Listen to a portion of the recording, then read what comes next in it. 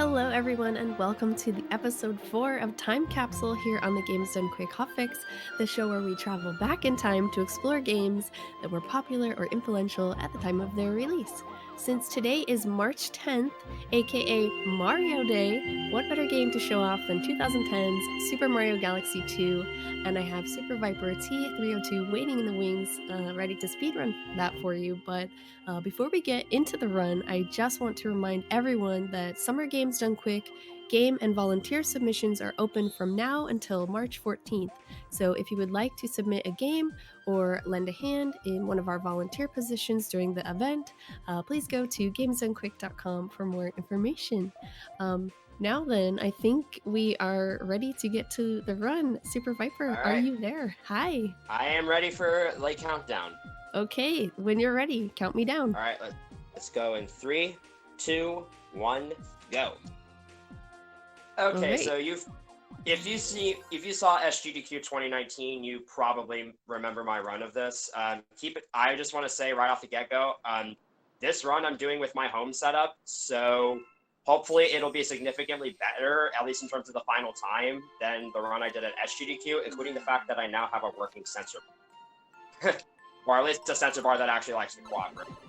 That's always So good. I know I do marathon runs of this. I usually bother explaining stuff, but I'll probably still try to fit in some of that here and there, but I'll try to aim for this one to be a bit more casual. So if chat has any questions about, getting into this game, I'll probably try to talk a bit more about the general, but if chat has any questions, I'll be paying attention and I'll be trying to answer whatever questions seem reasonable for me to answer. As this game, as you can tell, it's pretty lengthy and has a lot of downtime, so I'll have plenty of time to be just giving some general information. Just kind of got the opening cutscenes here.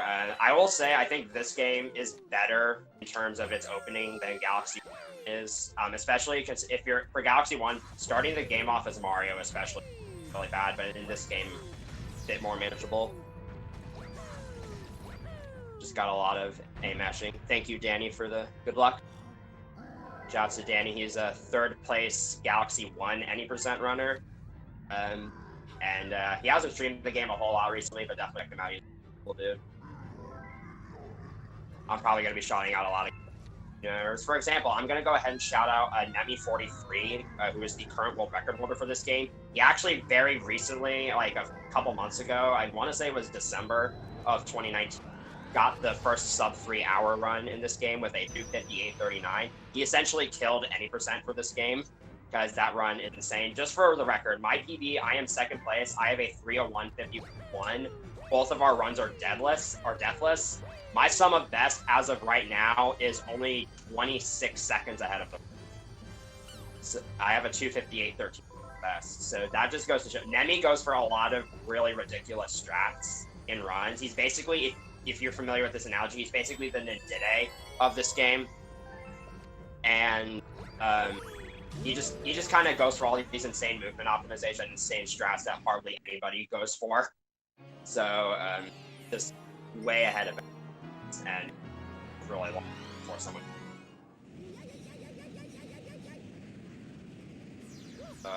Yeah, we got the first level Sky Station. Unlike Galaxy 1, this game doesn't send you into like sort of tutorial starting up Galaxy like Gateway Galaxy. Immediately go into the first level in the game, which is Sky Station in this case. And it's got a couple interesting little tricks up. It's got this homing bound coming up here. But most of the mechanics are shared between Galaxy 1 and Galaxy 2, including this homing ground pound you're about to see here. Gonna do off the gain some backwards momentum at the right time, and just completely skips its launch star. So that saves about 10 minutes, or I'm sorry, 1 second. And if you fail it, you die, but it's totally worth it.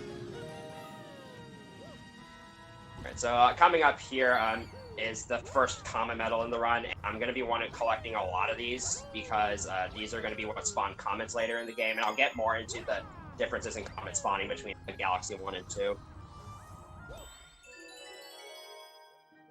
And if you've ever seen a speedrun of Galaxy 1, you probably know that starbits are a pretty big deal in that game. technically Starbits are supposed to be a big deal in this game too, but you're not really going to be seeing me collect them in many levels, aside from as well. For example, for P Piranha here, I'm going to try to use them on this first phase. By the way, this is not how you're supposed to do damage.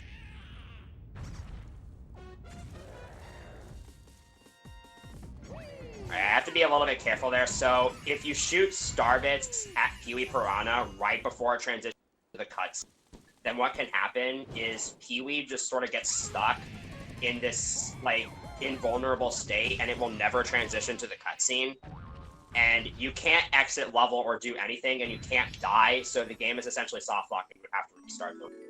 So I usually play it a little bit safe there, and no resets.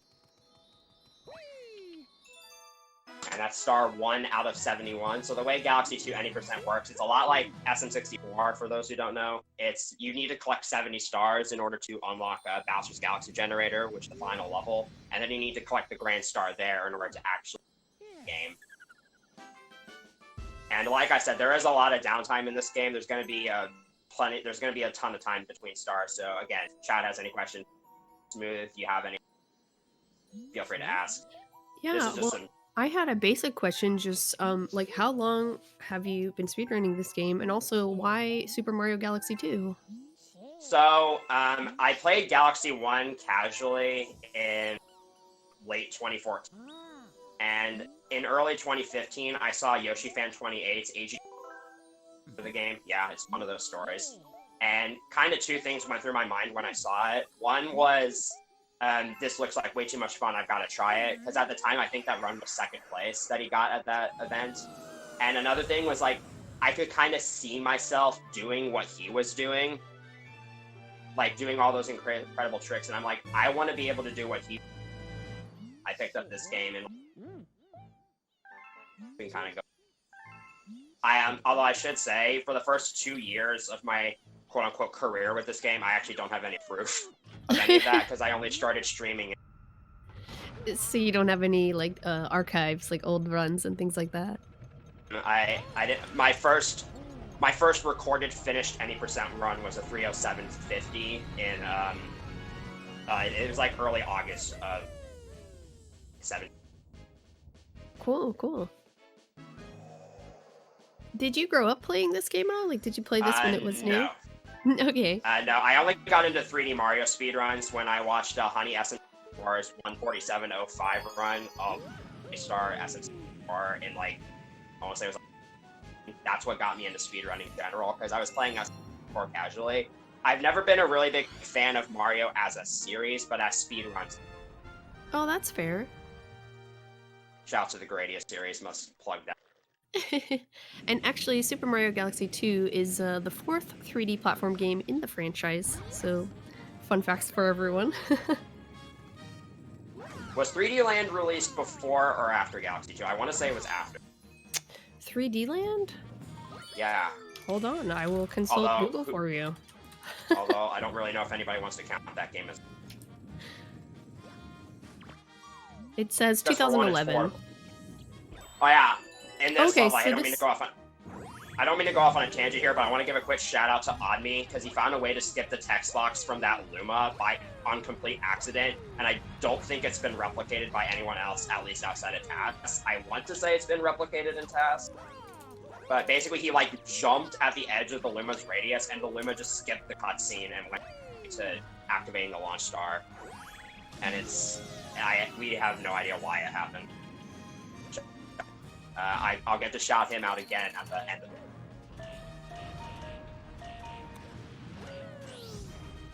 Yeah, the Galaxy games were kind of killed by Odyssey's release. No offense. We were actually, funny story, we were actually, like, near the very end of a Galaxy 1 any percent tournament, and the only reason it got cut so abrupt, I think it finished, but it got cut really abruptly because of Odyssey's release, and literally every Galaxy blocked to play it. It is very good. I've never played it myself, but it looks like a really intense speed. I've been really into seeing how much it's advanced recently. Oh yeah, you'll have to that's a play matter it of for sure. opinion, Imagineer, but I would have to agree with you. Also, I guess I didn't answer your question, why Galaxy 2? So I have played both Galaxy 1 and 2, and I have speedran both of them, but I've taken this game more seriously because Galaxy 1, no offense, is a bit more bland in terms of how interesting the speedrun is. I'd say the skips in this game, although they are a lot more difficult, the skips in this game are way more visually impressive and way more satisfying to pull off. So that's part, and the movement in this game I think is a lot easier to master because this game is a lot more just built around Mario, whereas Galaxy.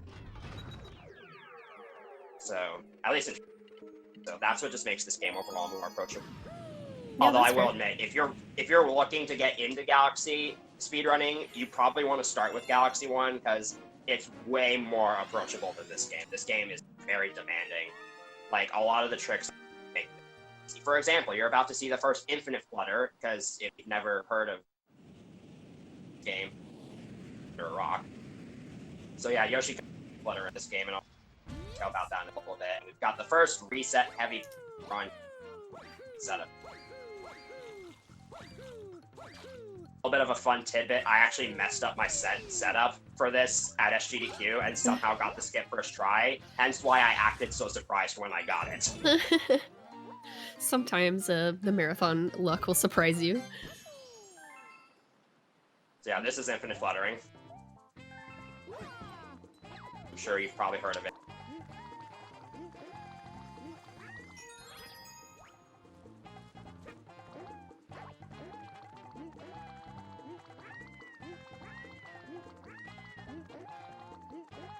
Alright, I barely made that. That was very nice.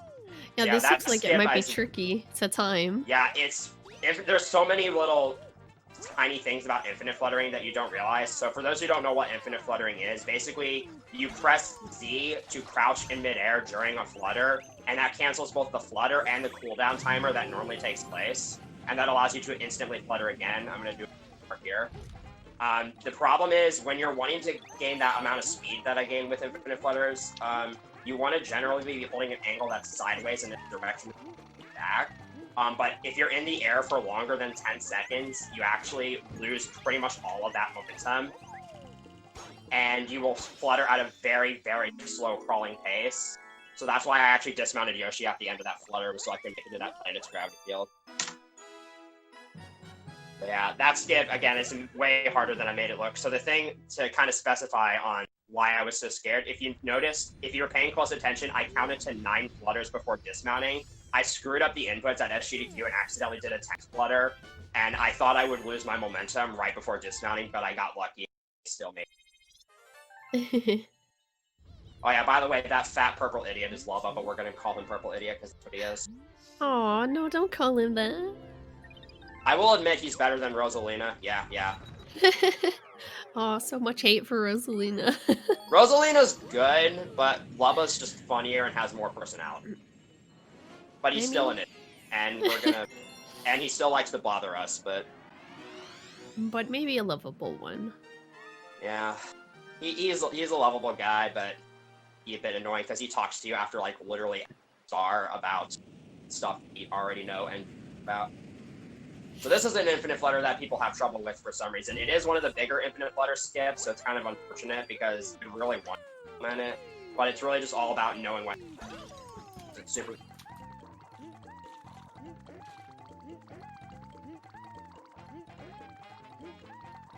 Alright, this boss killed me at SGDQ, so let's get revenge and not die. I actually have a working pointer this time, so hopefully that won't happen again. So, in case you haven't picked up this game, as it is a Wii game, it does have a lot of motion controls and pointer-based stuff.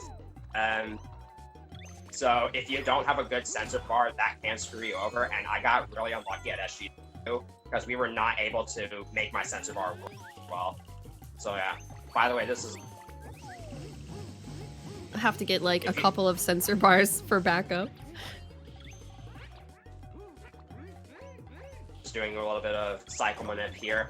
If you hit both of those spiniest once with Yoshi's tongue and then get the first one in, shoot it at Giga like T2, then you do this. You can basically hit him without having to wait for him to shoot out extra spiniest. So that's a bit of a cycle skip right there. And this is actually a really good start to the run. Yeah, very nice. According to my splits, this will be a sub 4 Yoshi Star 2, and that's pretty good.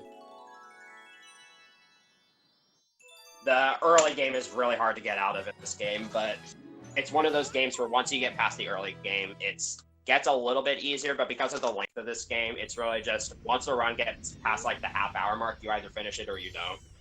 And if you don't finish it, you're very likely... unless you're insane.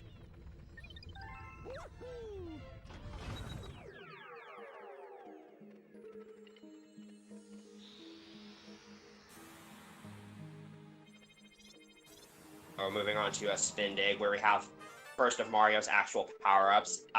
Galaxy 1, fun little tidbit, it is actually possible to beat the entire game. Not 100%, but you can beat the game Mario one player without ever collecting a single power-up.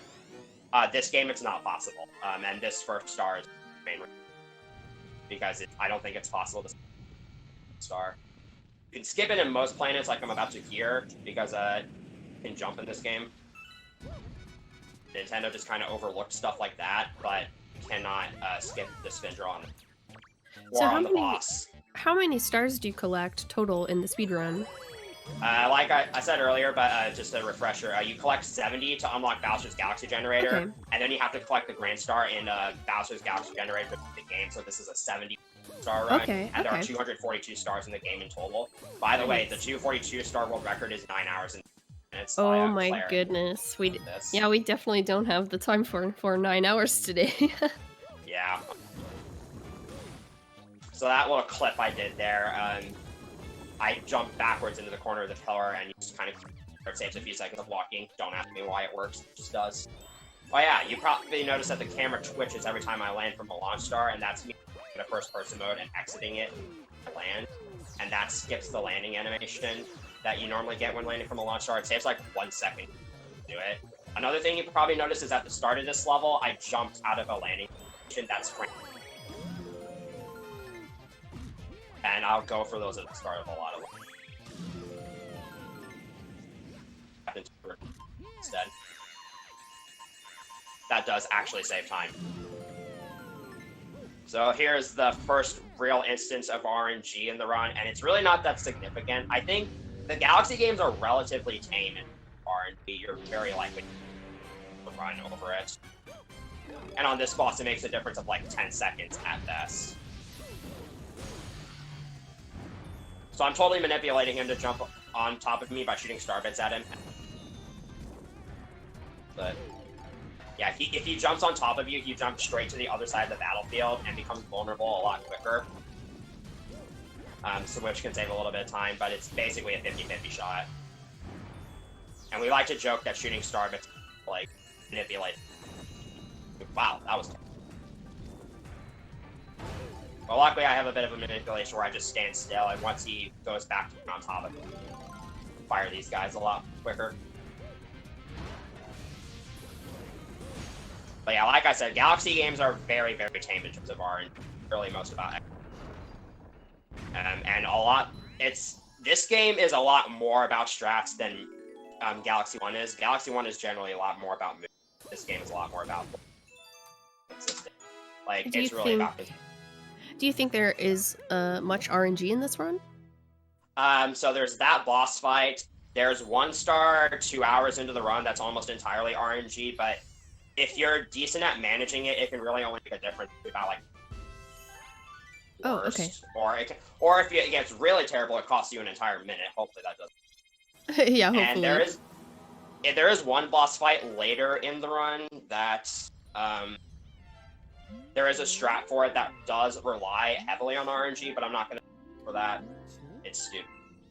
And I'm like the only person who goes for no RNG strats.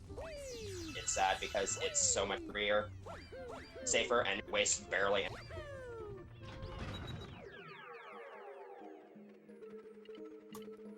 Also, Viper, I know that this is a long run, so if at any point you do feel like you need to get up for a wellness break, I can certainly stop the timer. Just, of course, let me know.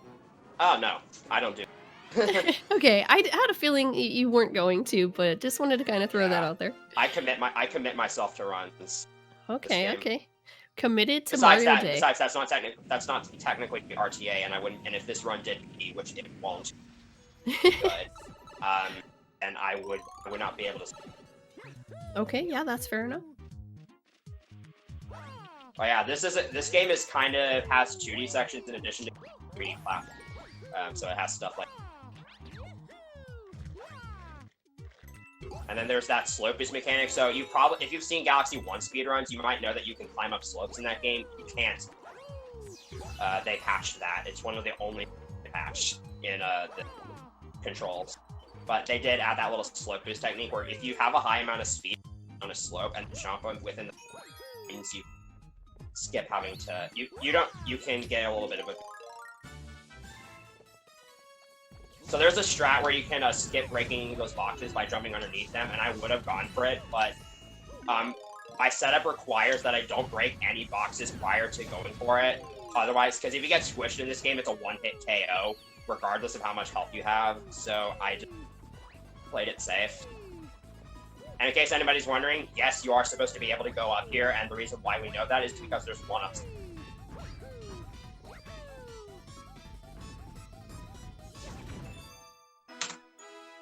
I apologize that my mic's audio keeps cutting out. I will hold my phone a little closer to me. Yeah, Viper's on phone strats right now, so it's not totally easy. I hope it's not unbearable. Oh, I don't think so. So I'm re-entering the Galaxy because I'm going to be going for the secret star. You probably noticed that I haven't been pointing my cursor at the screen in order to select stars very often until now. That's because if there's a gray star on the star select screen, you can just point your Wii remote off screen and then mash A and you'll select the level right away. We do that as often as we can, but then there's some like that where it's better to have the cursor pointed at the screen.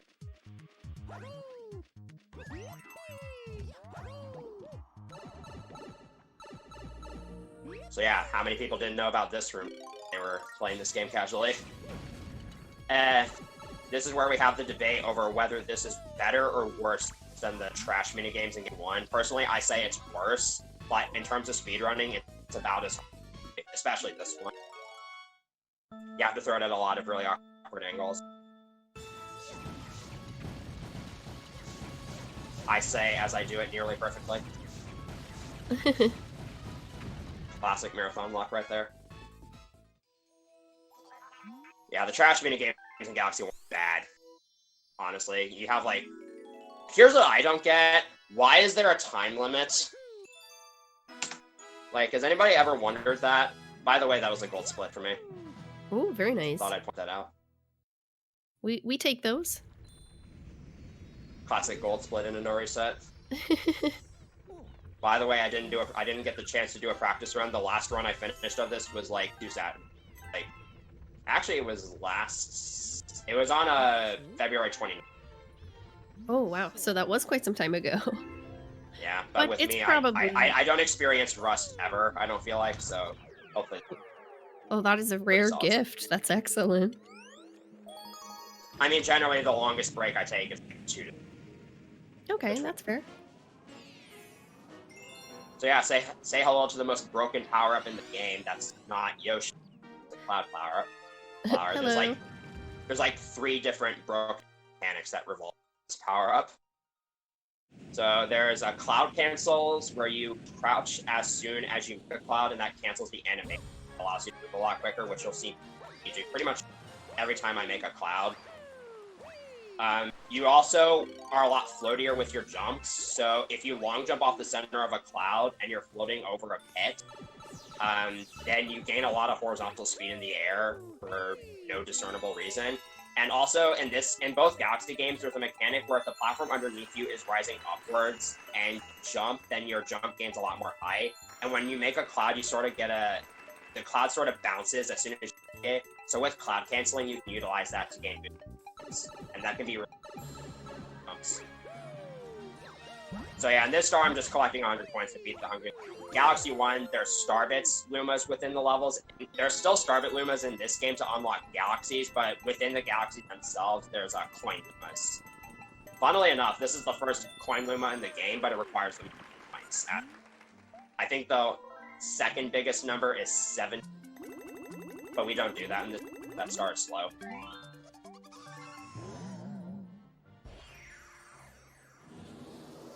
So, you're gonna get to see just how fast cloud mechanics allow you to climb stuff. And in here, I'm just gonna kind of let the movement here speak for itself.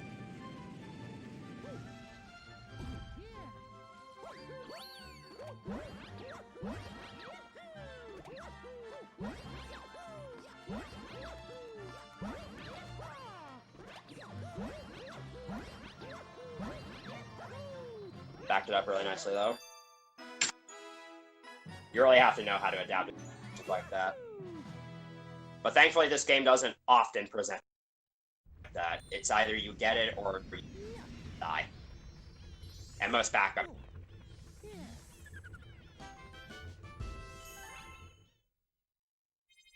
So, funnily enough, if you watch the world record, you'll notice that Nemi actually does these stars in the reverse order, and the reason why is because one less star appears on the star select menu the second time. As you can see here, 2 stars appear. Only 1 would appear if I did Fluffy Bluff 1 first. And also, some cycles are better for him. The reason why I choose to do Fluffy Bluff 1 after Secret is because getting to the tree is infinitely easier when you do it like this. And that's not possible if you do Fluffy Bluff 1. By the way, you're not supposed to go up here in Fluffy Bluff 1, and the reason why I'm doing that is so I can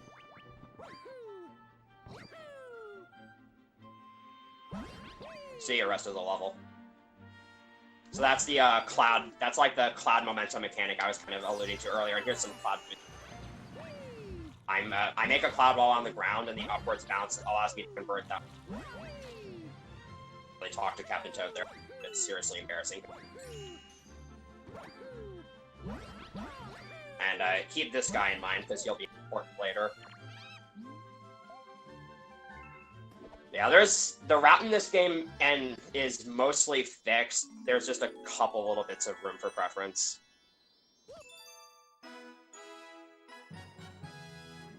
So we're going to be heading off to the first boss level in a little bit. Boss levels, just like in Galaxy 1, they give grand stars, which allows you to progress from world to world.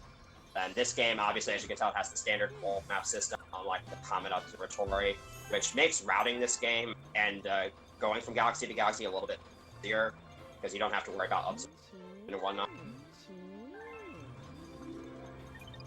I'm told that there are like...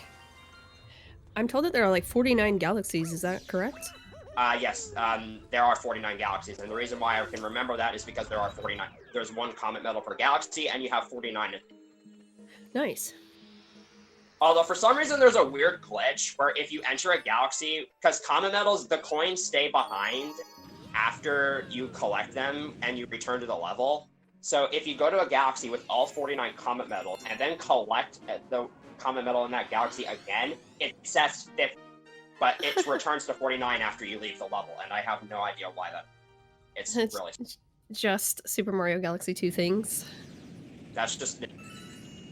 It's just Nintendo games. Their game design, they put a lot of effort into their game design. It's just their games are for the most. Oh yeah, you're technically supposed to come up here for a green star, but you're not supposed to do this. There's a lot of those in both Galaxy games where gravity fields of planets are just really big, so you can just wait earlier. I think there's more of them in Galaxy. It's easier to abuse in Galaxy. In this game, there's like you saw the one in R1. Oh, by the way, this is Gobblegut. This boss sucks to get good at. Hopefully I'm gonna make it look easy, even though it's not. This guy, and we have to fight this guy twice in any %, so that's fun. So let's see how this goes. I'm basically just trying to hit each bulge while he's in the air. So this is the first encounter. Both counters I'm going for the exact same strats in both counters. But, okay, nice. So hopefully neither time you just how annoying this boss.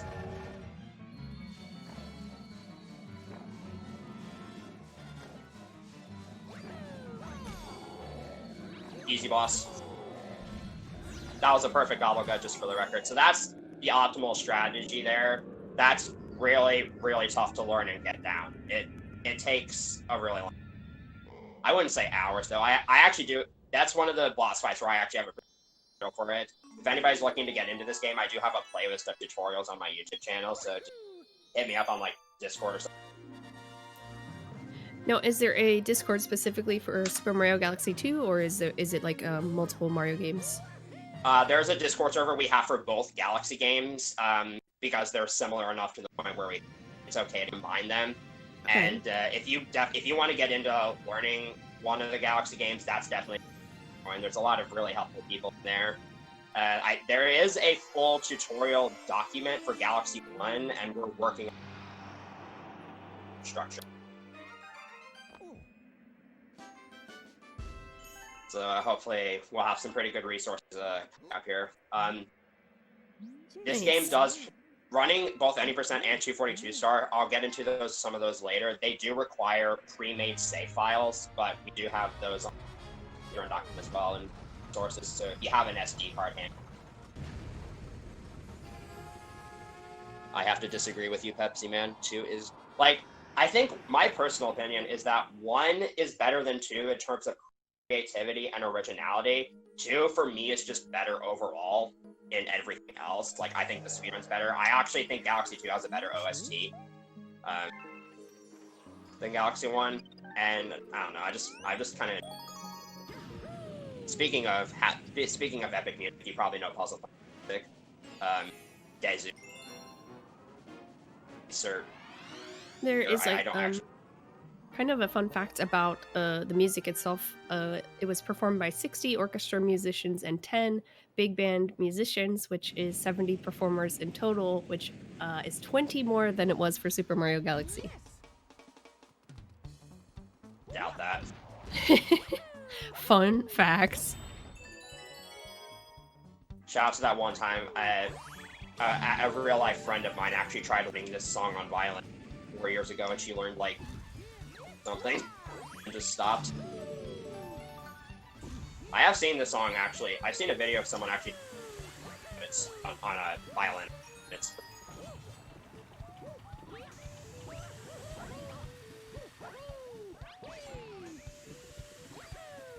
Yeah, this level is just. There's a lot of levels in there like that. Okay, I got really scared there. If you when you hit one of those buzzsaws, it kind of knocks you back in midair, and it's super easy to get knocked off the edge of the stage like that. And optimally in runs, you don't actually get the checkpoint at the start of the second. You would go all the way level. And shouts to this section obnoxious because sometimes you get double ground pounds on those puzzle pieces, and it's really rare, and no one really knows why it happens.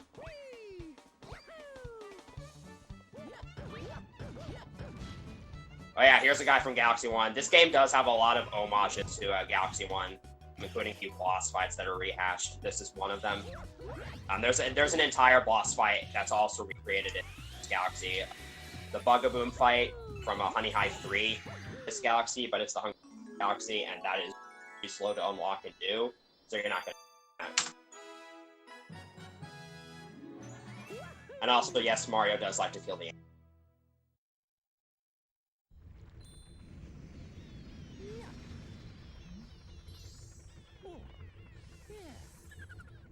So for the next star, I'm going to go ahead and do this now. I want to give a shout out to this dude who's been kind of on-off Galaxy community. He's been absent since like mid-2019, I want to say, but he actually did help with the optimization 8% quite a bit. I want to shout out JDA7. He helped make the route that you're going to be seeing me run. It's been out for almost a year. I want to say it's really crazy because this route still feels relevant. And he found a infinite Flutter strat you're going to be seeing me go for on this star that I don't think many of you have seen before. And it doesn't really save that much time over the infinite Flutter we do.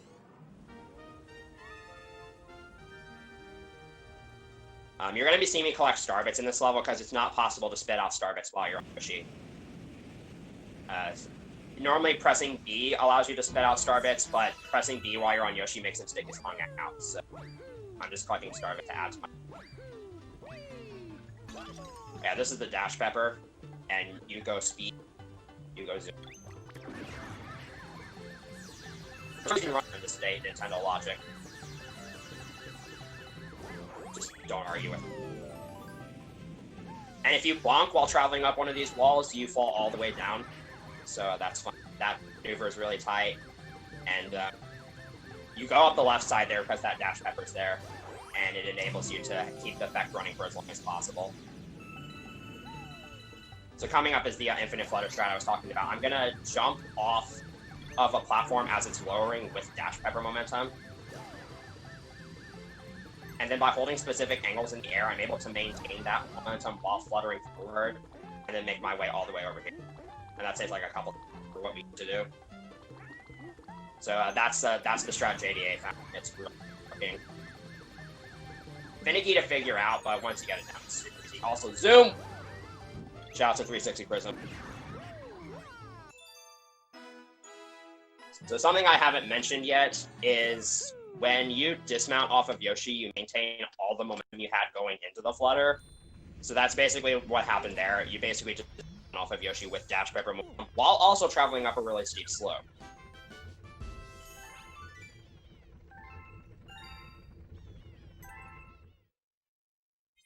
So you're probably wondering why I'm using Starbits part, and that's actually because I noticed after that star there was text boxes that popped up for collectible star coins. So those text boxes waste about 1 second. We want to optimize. It's harder to avoid claims, and also you unless you die. That's bad in speedruns. So you want to just kind of avoid. But starbits you can spit out. So I basically try to end everything with 0 starbits. Although there are some. Here I'm collecting starbits. So that I need. And that's the thing. Luma stars. We try to things so that. Viper, you're cutting out pretty badly again. I'm not sure if you need to move your phone a little closer.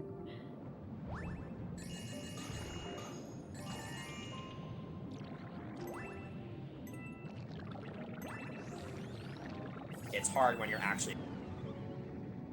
Yeah. Although there's a short little cutscene.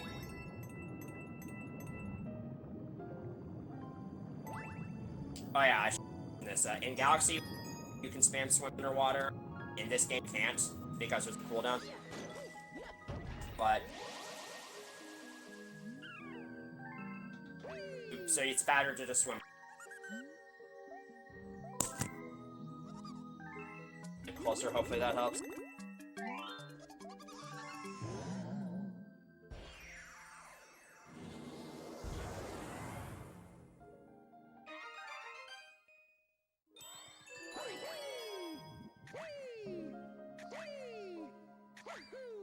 A little bit easier. Technical stuff. Oh yeah, there's a cool little glitch that I've never had happen where for some reason possibly not be able to balls. Mario. I don't know if there's that.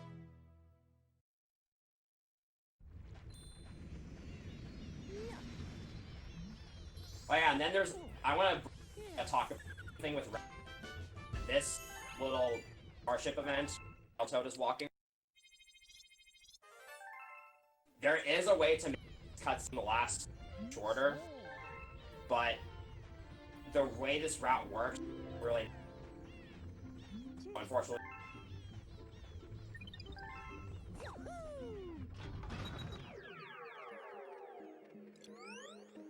Like Cosmic Code 1. Cosmic Code 1. Cosmic Code 1. If you select Cosmic Code 2, you have to do the level.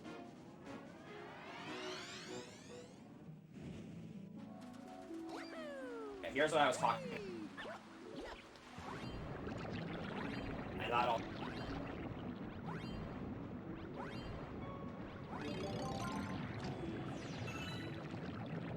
But that's good because swim they'll just.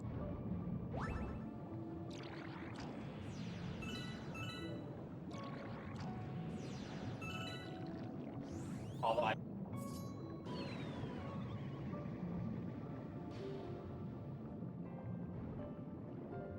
So you know how terrible the bunnies are in Galaxy 1? And hopefully...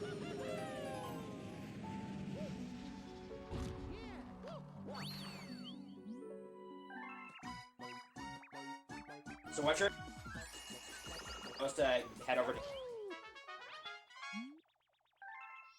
to catch the... You can't... There.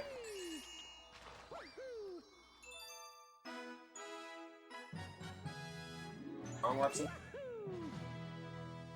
No way. First. So here comes the New Game Plus.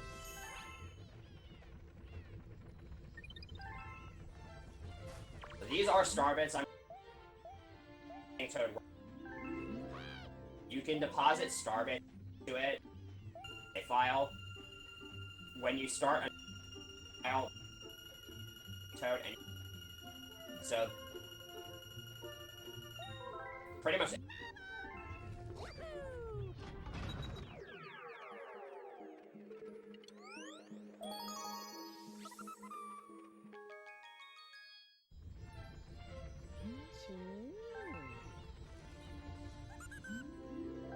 The first one of the...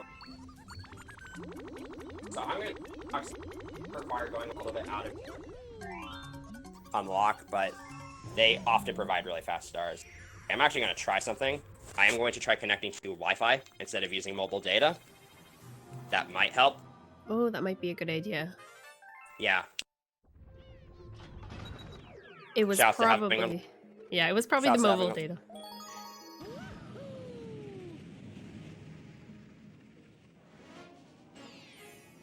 About. By the way, this is the route divergence that I mentioned earlier. This is where the old route diverges from the new route. Because I'm doing Honey Bloom now, and I'm Boulder Bowl 1 way later. It's better now? Okay, good. Hopefully it stays that. This is a star, by the way.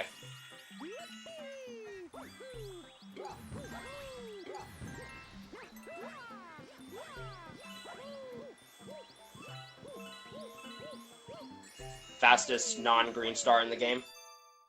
Obviously, it's going to be in the any % route. Okay, so let's just pretend the first 40 minutes of this run didn't happen. Quality? I'm really sorry about that. Hopefully it stays better. It happens. So here comes the big contribution that JDA made to the any % route. So I don't remember when exactly he came into the community. It was definitely around the time I started streaming, I want to say. He proposed the idea of doing stars like Honey Bloom 1 and any % to reduce like the comet metal count, and we found out after doing some testing that it's just not possible to reduce the comet metal count because the stars you get from the higher comet metal requirements are just too fast to replace. And JDA had been proposing this star for a long time and missed it because we thought it would be too slow,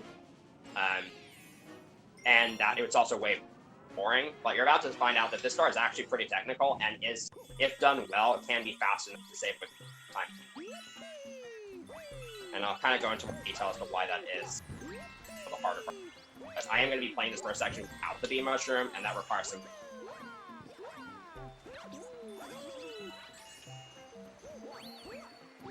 This section in particular. And there are actually faster ways.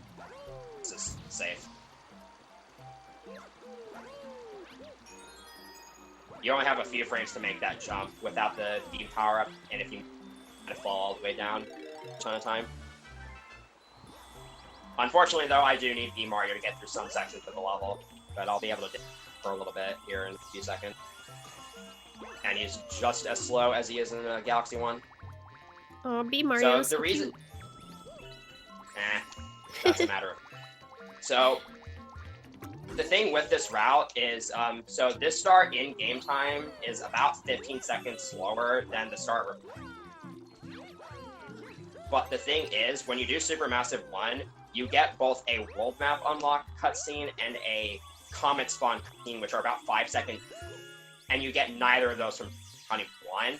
in addition to that, doing Honey Bloom Net 1 now means I can do Boulder Bowl 1 later in the routes, and end World 4 with one less common medal than before, which will allow me to skip another common spawn cutscene and save an additional 5 seconds. So if you do this star well, this route saves it. It's a real... There are pretty safe strats you can do and still have it in the route, and it's also really an easier level than... Yeah, huge props to JDA for picking out the actually. Because, we didn't used to think the star would be fast at all, but then he finally, in like early 2019, when we were doing some timing to try and test out some possible improvements to the route, we found he finally provided a video showing what his strats for Honey Bloom 1 looked like, and me and a couple other runners started messing around that, like, oh hey, these strats could actually be viable. And so we started implementing.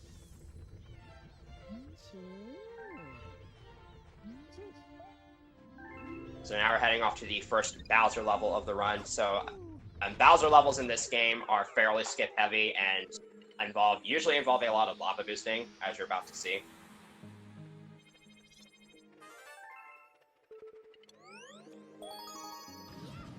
And there's usually some pretty difficult sections to them as well. Anybody got anything they want to ask now?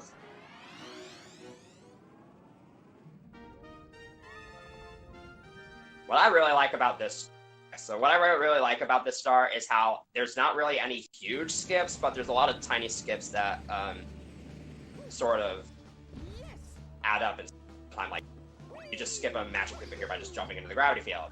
Skip a string here, into a gravity field. And here's the first instance of the life, which adds extra health.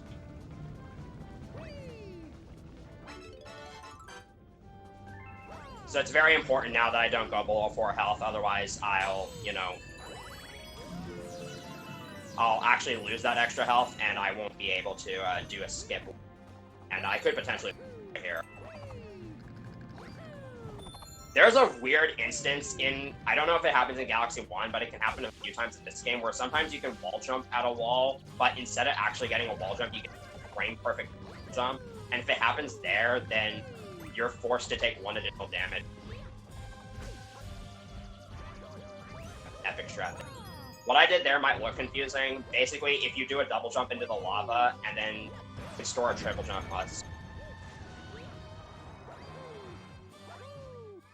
now we're going to skip a bunch of snake block auto-scrollers, and of course with this strat.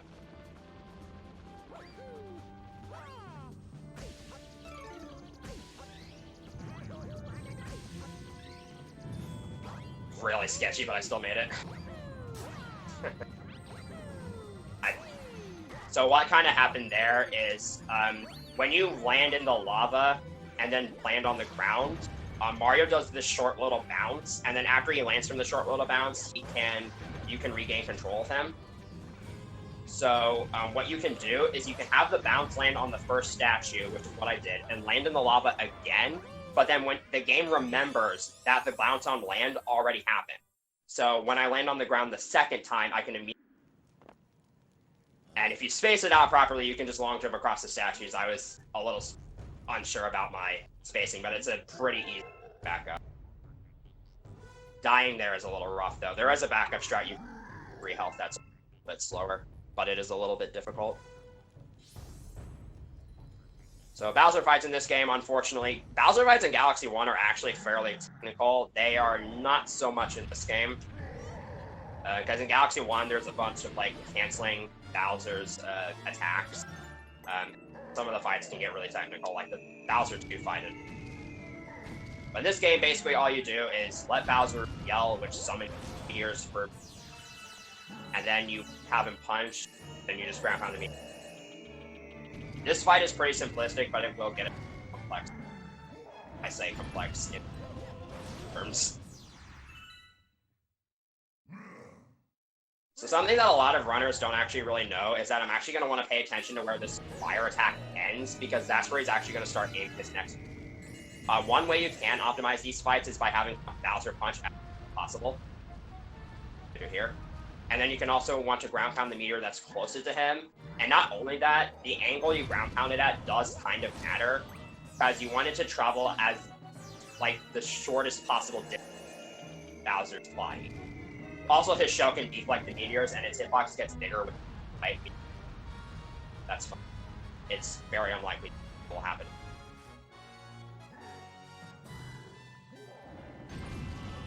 Yeah, that fight, again, really simple. It's going to get a little bit more difficult in the later fights, and again, they are basic. And now I just have a lot of long cinematics, so if there's any questions that need, go ahead and ask them to the best of my ability.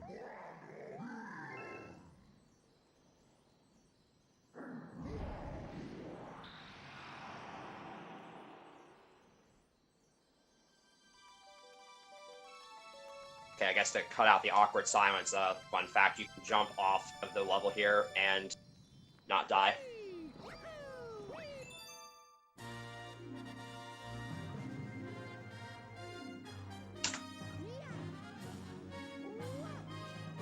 If you remember the Bowser Observatory, the Comet sorry, it was hard playing. Comet Observatory mechanic where if you jump off the edge, you get put in a bubble, and that happens on the Grand Star platform, so it's actually possible. How is my day? My day is good. Well, my day was kind of off to a rough start, but it's gotten better. Thank you for asking.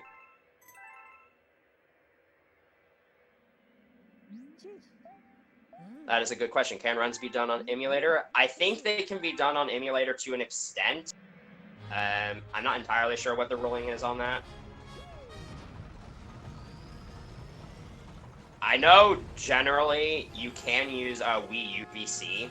You can use disk, but like there's certain disk loading programs, like USB loading programs, that I believe aren't allowed, at least for Galaxy. They're also not allowed for Galaxy 2. Chances are for Galaxy 3, non-existent. It pretty much died as soon as Odyssey was confirmed to be a thing.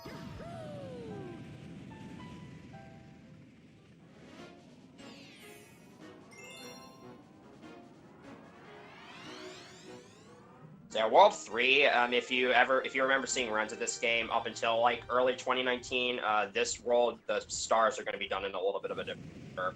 And now we get to see more oh yeah, that jump that I did at the start of the level, that's one of those jumps I was talking about. Again, perfect.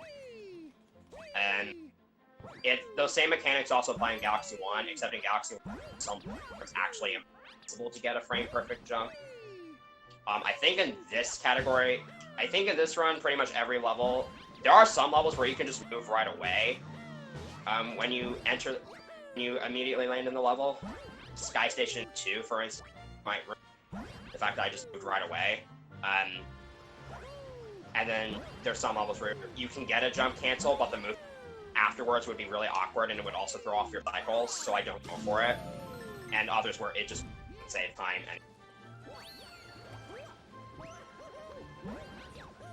Yeah, jump cancels are usually optional. There's also a thing with camera cancels where sometimes certain planets don't allow you to enter first-person mode. But if you land on the planet and then enter first-person mode on the frame that you land, and that's it. You also can't do camera cancels. Oh yeah, that's one cycling that little crusher section. That setup for that is actually super. One other person that I know of does it. But yeah, you have to make it through there, get that common medal, and get out in time, and if you get crushed, you're gonna die. Oh boy, it's time for Freezy Flake Secret. So, for those who've never seen a run of this game, and don't know why that's an exciting thing, chat gets to have fun. So, we're gonna get to visit our friend the chimp again, and he's gonna challenge us to a little skating game where we have to get a certain number of points frame. And the minigame duration is fixed, so I can't stop the timer early by beating my score. And it doesn't waste time to get as high of a score as possible. So if you have any guesses for what my score is going to be, you can guess anywhere between 500 and 900 points and guess multiples of, so like 5, 10, stuff like that. And my rule is whoever's closest or gets it exactly right and closest as an. So let's say I get like 620. If someone guesses 610 or 630 and that's the closest, then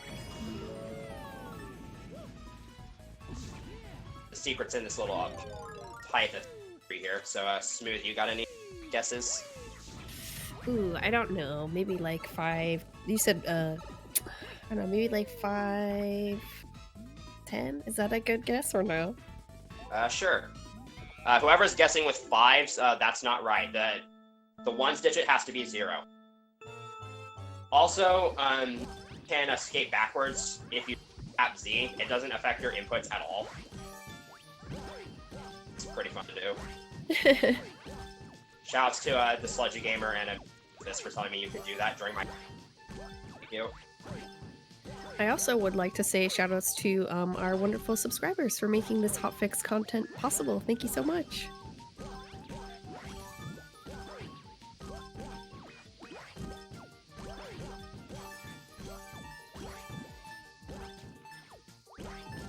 In case anybody's wondering if this is RNG based, kind of, but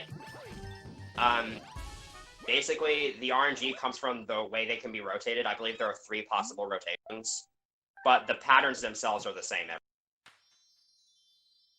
So yeah, I got 800. So whoever got exactly 800, 810, or 790, or whoever would be closest. Yeah, you are the winner if you got that. I was way off. or like whoever's closest. Like those are just examples. But let's say like someone got 8. Yeah. And that's the closest. And if you missed your opportunity there, don't worry. You'll have another opportunity.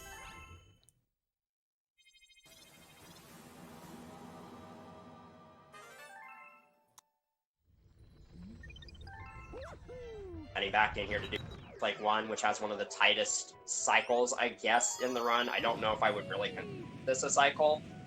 Basically, I just have to make it a certain distance in the level before the power-up runs out. I don't know. I always like to consider cycles working in platforms, like timers. Wow, I missed that.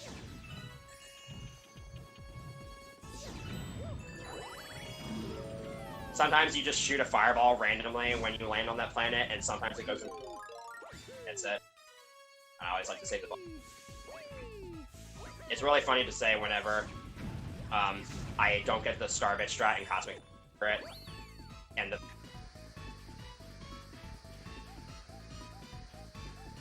wow, that was essentially a YOLO fireball throw. I'm very surprised that worked. Nice. So, if I had missed that, I would have had to grab that fire flower, blow that up to get metal, and then wait for the next fire flower to go up.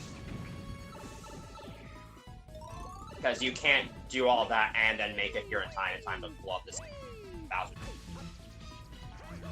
Really sketchy.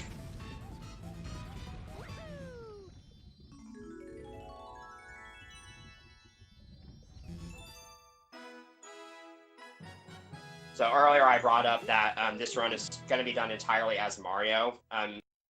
Once you get 3 stars from World, Luigi will start appearing at the start of various levels, and you can talk to him to switch to playing as him for that 1 star. So here he is, basically. And the advantages of Luigi are that he runs faster and jumps higher than Mario. He's also a lot more slippery. There's some other differences between him and Mario, for the most part, that don't really apply to this category. But it takes too much time to both talk to him before and after you do the star, and you can only use him for that one level. This category is also more designed around Mario in ways.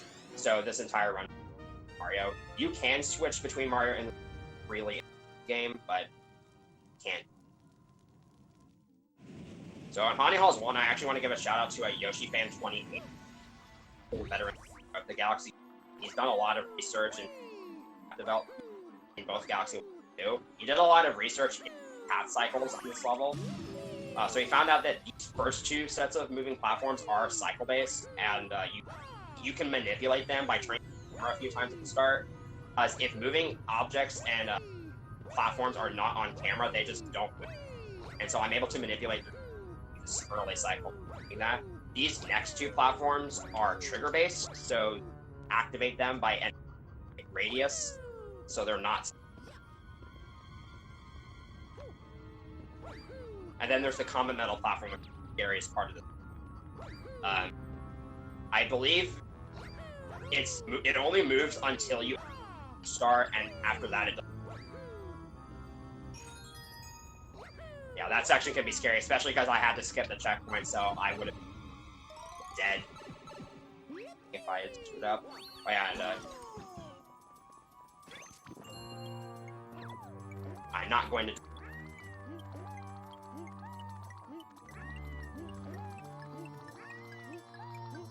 Yeah, I grabbed the Bolt Berry there. The Bolt Berry basically lights up floors underneath you and makes them solid when they otherwise just exist. But I only grabbed it there. Are there any skips possible with the speed that aren't possible with? I don't think that really applies in any percent.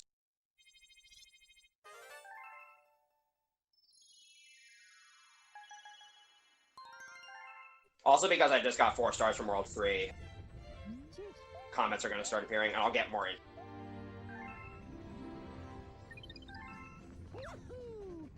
So here's the divergence in a star order that I brought up earlier. I'm doing Honey Halls 2 now instead of going to Kaleidocore Comet like we would in the old route. And this star is just Long Jump Simulator 20.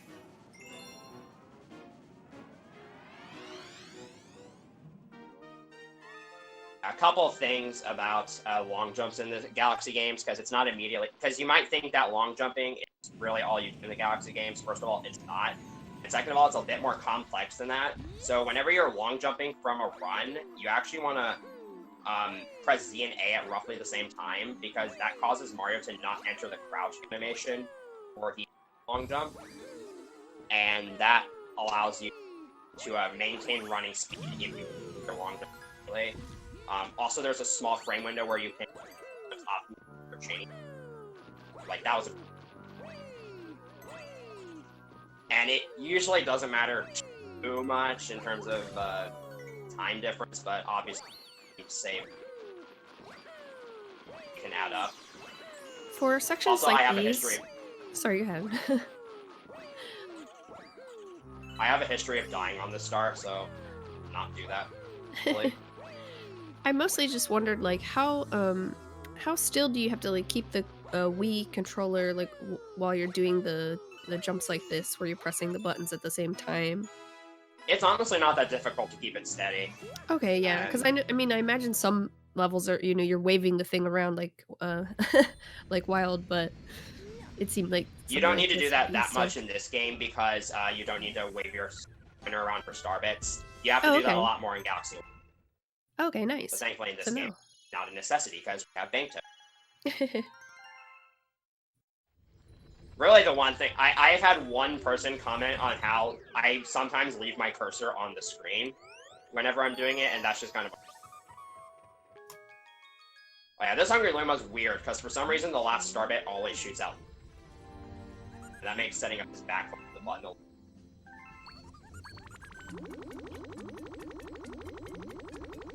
I believe the Hungry Luma in World S is also like that. And maybe the one in World 5, but we don't do either. But we do every other. Because they get usually, the process takes a while, but they usually give relative. I did not know that, Dan.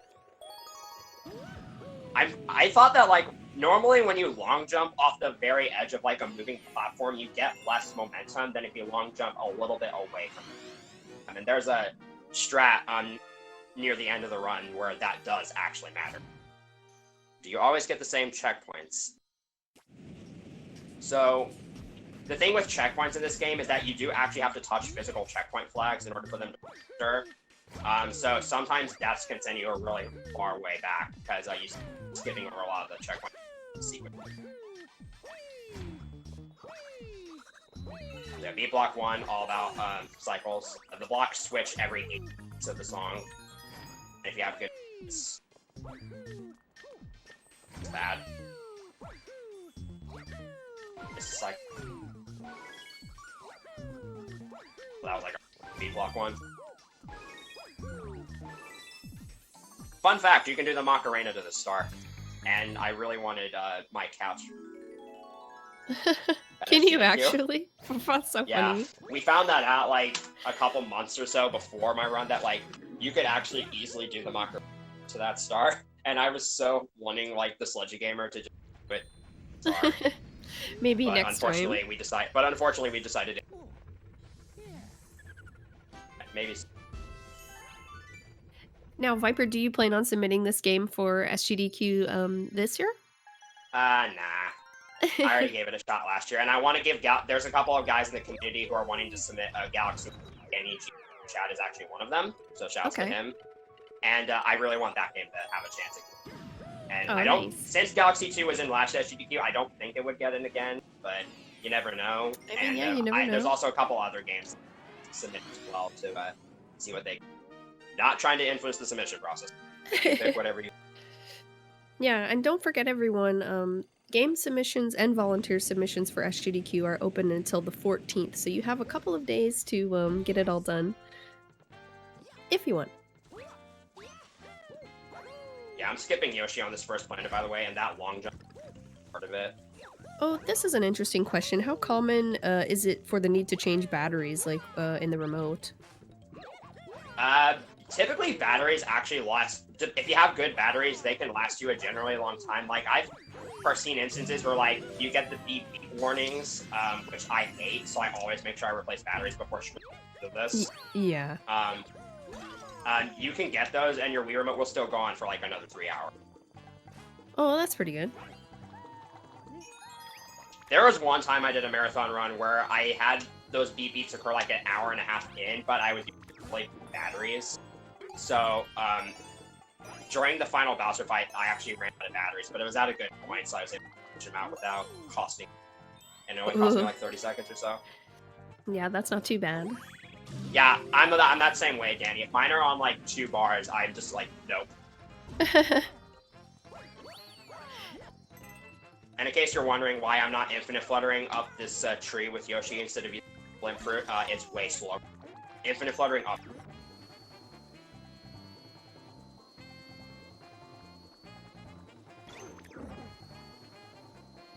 A little bit of tech here. I'm going to shake out of this with the nunchuck so I can point it out that way. And you might think Yoshi's going to get his chance to shine to the spotlight, but as I believe it was Carl Sagan once said, Yoshis are tools to be used. Yeah, I don't show any sympathy.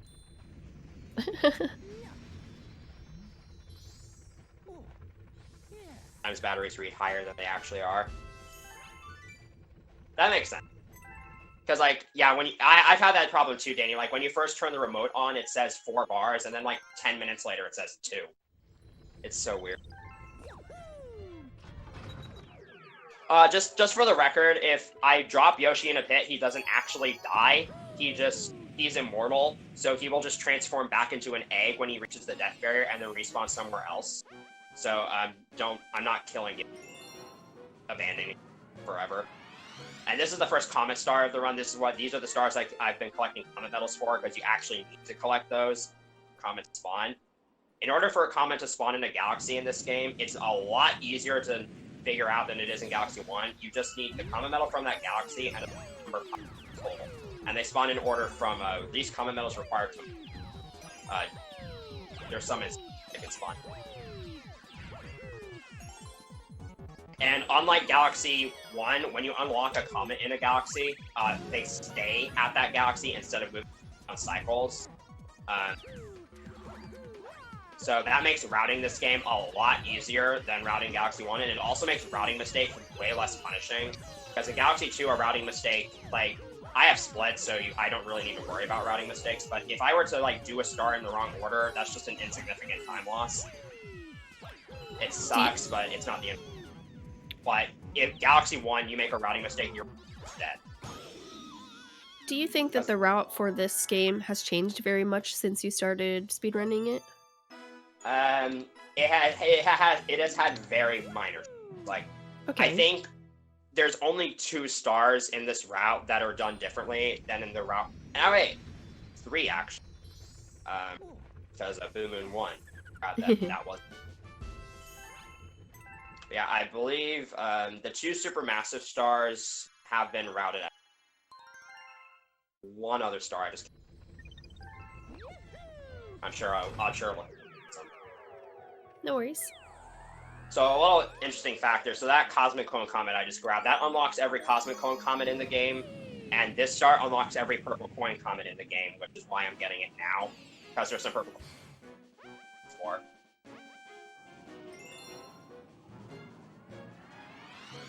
I really can't that star was. I'm actually embarrassed.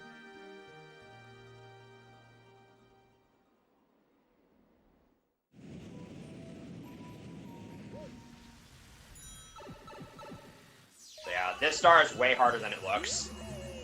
It looks super mundane to grab each purple go, but you have to have really good. And I'm doing these little bunny hops because it makes it slightly useful here. That's another star that I just made it look way easier than it actually is.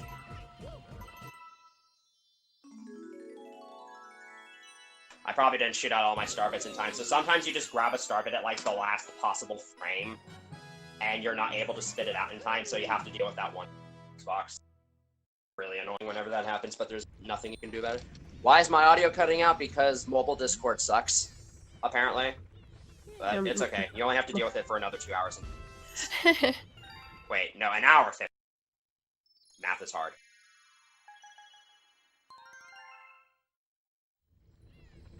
I'm not in any math classes this year, so that's probably why I screwed that up. Honestly, don't worry. Quick math is hard, and I'm terrible at math anyway. Shouts to my high school for only requiring 3 years of math instead of 4. Nice. In my senior year. Well, there you go.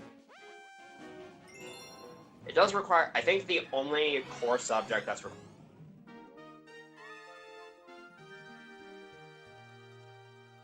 So we're not going to comment on this, even though it's so that should mean it's official. We're just not going to. And as you can tell, this star is a lot shorter. It doesn't look like the time limit should be possible, but first of all, this star is a lot shorter than the base star, and also you have those clocks that add 10. I think you need to grab at least 1 in order to actually star, but I grab a couple of. And this boss fight should hopefully go the exact same early. Hopefully I don't soft lock here. It's a bit less punishing here though, since you can't actually. Or I believe you could let the timer run out, and when the timer runs out, it kills you. So you could do that, but I don't know if it stops if that soft lock.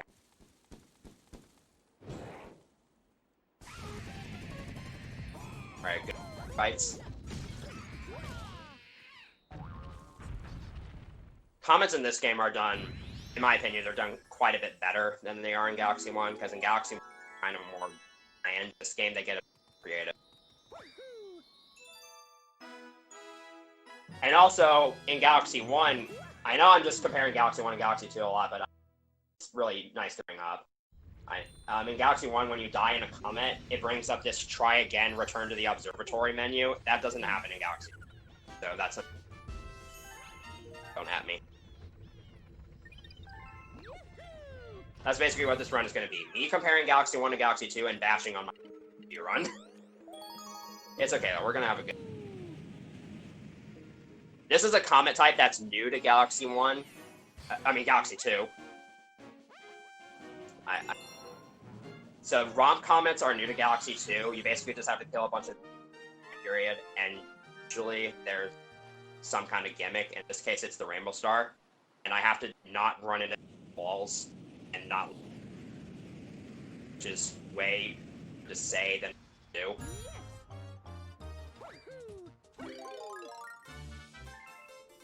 So I mentioned earlier that moving platforms and objects don't move when they're off camera. That applies to the Spinies in this level, so I could kill a Spiny and then have it go off camera, and then the counter doesn't update until it dies on camera. And so a lot of people have had cases where they're stuck at 29 out of 30 spiny, and they have no idea what happened to the FPS. You just have to rotate your camera screen, guys. That was pretty good. I had to zigzag for one spiny. What is the hardest purple coin star? That is a good question that I don't know if I'll be able to. Personally, for me, I would probably have to say the one in Clockwork Ruins, which is another star we don't do any percent. Most of the purple coin stars in this game are relatively tame. There aren't any like super big collectathons like there are in Galaxy. And you basically have to collect them all in a confined space. Or something. Viper, I had kind of a question for you. Like, do you run any other games? Would you say? So I actually run a good amount of games. I am a high-level runner of Super Mario 64 as well. Cool. I have not to shameless brags here, but shameless brags. It's all right. I have a 16, 13, and 16 star, a 49, 40, and 70 star, and a 145, 50 star. That's the other 3D Mario game I take seriously, although I'm nowhere near as good at this game because I don't take it seriously anymore. And I've kind of stagnated in that game for a little while. I also run a game you've probably never heard of, but really need to check out, Pack and Roll Remix. I'm the current world record holder in that game because no one runs it. And that game is actually really, really impressive. And I also run the All Cups with category, Mario Kart 64. Ooh, fun. And in terms of minor games, I have messed with Galaxy 1 and Sunshine for like the 3D Mario 2. Oh yeah, by the way, this is a... I'll play it off.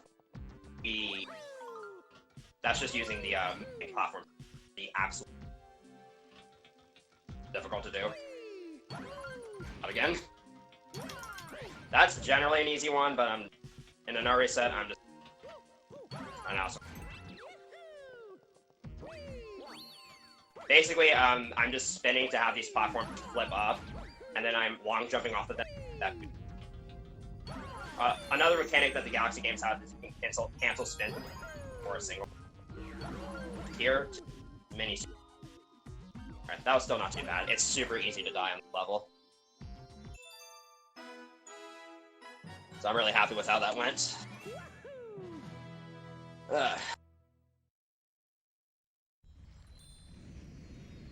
Yeah. There's probably one or two other games I've messed with, but never really gotten far in running. Like, I've messed with Pac-Man World 2, but I've never actually finished percent.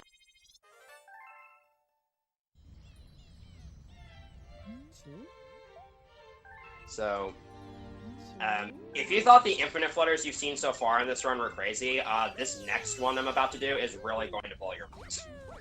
This is often regarded as one of, if not the most difficult infinite flutters in all of Galaxy 2 speed. And I would consider it the hardest set of flutters. Each individual flutter can be worked out, but doing them all consistently it's often referred to as the question block flutter. And the reason why it's so difficult is because it requires you to have a really specific angle, and also you have to be in really good control of your height. And if you die to it, you're under a lot of pressure. If you mess up any part of it, you die and go all the way back a minute. And it saves barely any time or Strata in this level, but I'm for it until it's too epic. And the other flutters you have to do are also tolerable. So a little thing to note is if you do a side flip and then don't shake after fluttering, you actually get a bit more height. That's what this flutter requires a bit of angle, or you have to make sure you don't overshoot. Alright, here's the question block.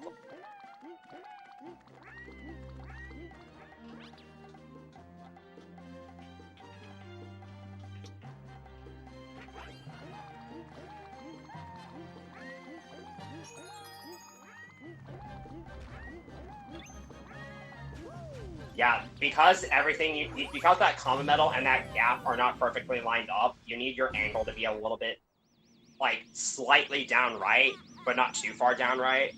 And you also need to make sure you go low enough to get underneath that structure and then rise up quickly enough to dismount onto that platform. That flutter is super difficult. I'm really happy about that first. Yeah, very nice. And now I have to fight Mega Hammer, which is a terrible pointer-based boss, but with a whole action. So basically, I'm just get an early hit here by kind of just standing in spots. I'm actually not going to get an early hit here because I want to cancel one of Mega Hammer's attacks. Gonna wait for him to his hammers and fire off the bill and cancels him smash together. So this is sort of not necessarily a recent optimization, but one that wasn't known about for a while. You can actually lure 3 bullet bills here, and then I use 2 of them to take out that back weak spot, and then get the 3rd one in Yoshi's mouth. And sometimes it doesn't happen, but you can get it to store through the cutscene, like that, and that makes this first hit a little bit easier. Shouts to Mega Hammer always having an active hitbox. He's supposed to lower his head, but a side flip and flutter is enough.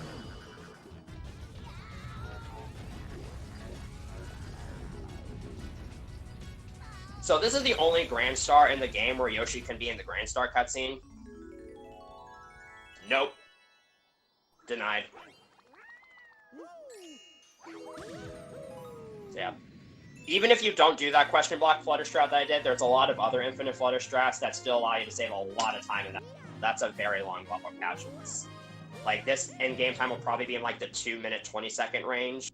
And I'm pretty sure if you did this level without infinite flutters, 5 minutes. There's a lot of auto-scrollers. And it's just not fun. That's 3 out of 6 worlds down, although we're not necessarily halfway in terms of star count. The star count requirement to get to the World 3 boss is, for some reason, it's arbitrary.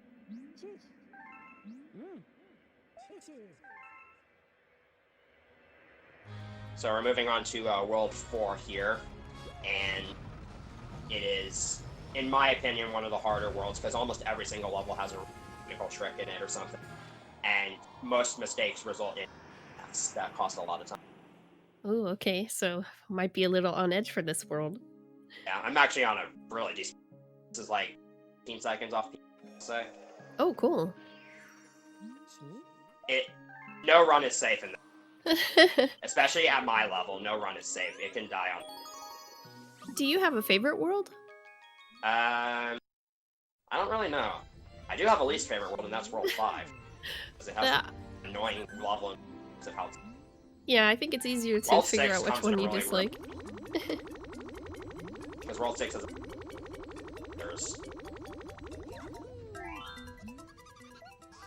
but it's late game, so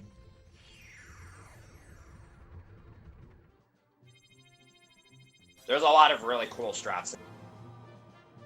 So if you look up the IL for Sweet Mystery 1, you are going to be impressed, because so earlier I mentioned that there's a 10-second time limit for maintaining momentum on Yoshi. If you bounce off of something, that resets the time.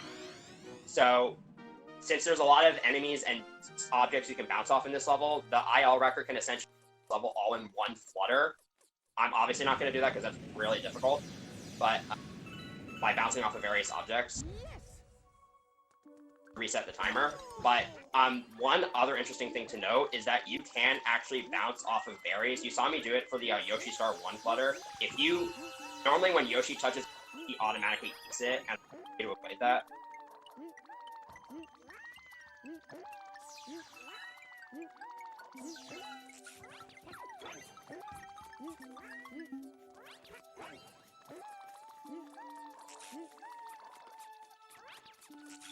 I did not mean to grab that smear.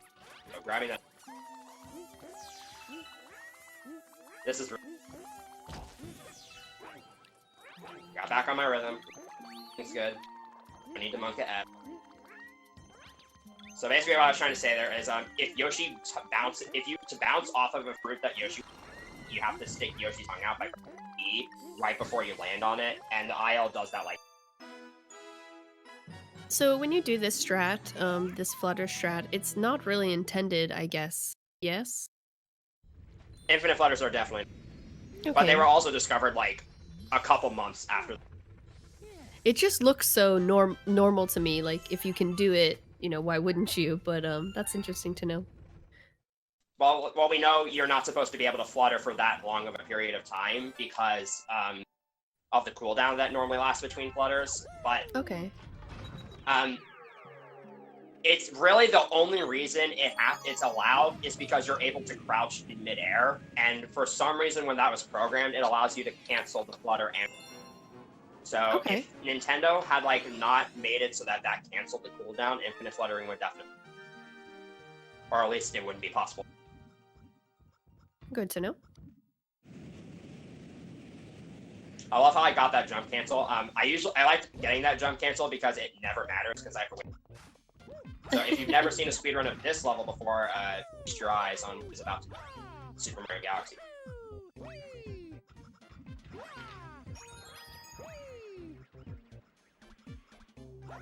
It gets better, trust me.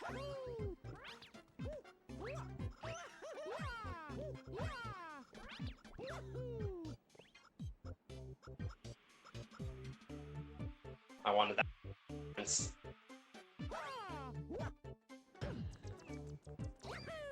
So I basically just skipped the entire level by doing 2 back-to-back gravity exploits, and there's some pretty good setups for both of them. Oh, now what is this boss-looking character? This is a glam. I don't know what kind of creature. One thing that I find kind of difficult, or would find difficult in this run, is that you're constantly changing like where you are, I guess, on the actual like playing field. Does that ever feel disorienting to you? It can be at times in terms. Are you talking about like what side of a planet you're on? Yeah, exactly. So the main thing to know about that is that there's when going, especially for planets that are a lot more circular, when going from like one side of the planet to the other, sometimes your controls can get kind of awkward.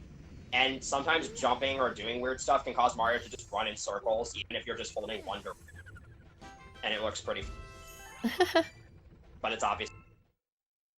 So you do that whenever possible. Usually going patrol allows you to fix that issue. Oh, okay. But it does really come down to just to hold it. Note that these star bits are for the Luma and not Mario, and he's just taking ways. Also, totally not from Rogue. Spoiler alert.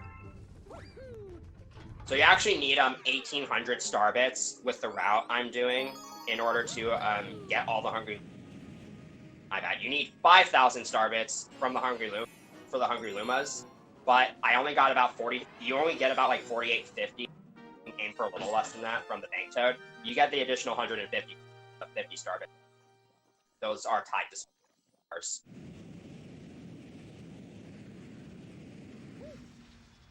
This is the level where Nintendo just didn't try, because you're supposed to use the spin drill on both of these planets, and you can skip it on. And it's not hard. A tight cycle I need to make here.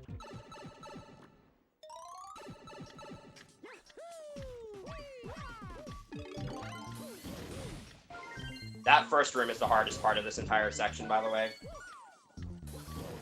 After that, it's basically half Autoscroller, half second. But if you think that looks fun, you're gonna love the comic first.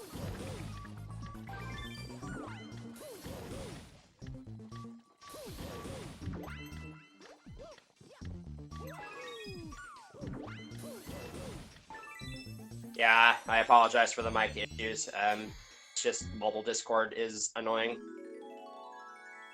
Can I get the Insta Star Grab? No. As far as I know, that's essentially RNG. So, sometimes when you switch into that gravity field, when you do that drill, you just grab the star automatically without having to fall to the other side. And I've noticed that it has to do with when the gravity switches before you drill for the last time.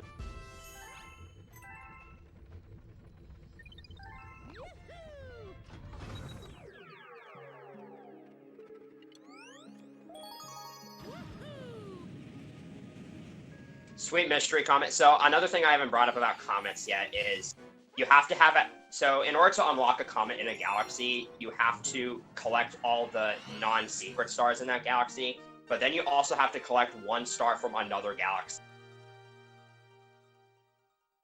So this is what I like to call the buffer star for and it's basically walking around Flutter off a ledge. The only issue with this star, though, is that Yoshi walks really, really fast. So that makes collecting...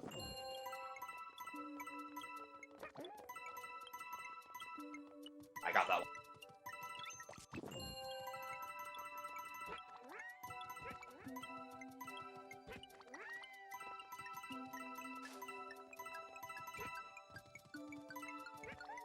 What's there? Oh, this is tricky because you can't see the platform. Yeah, the Bulberry, the range of vision, like...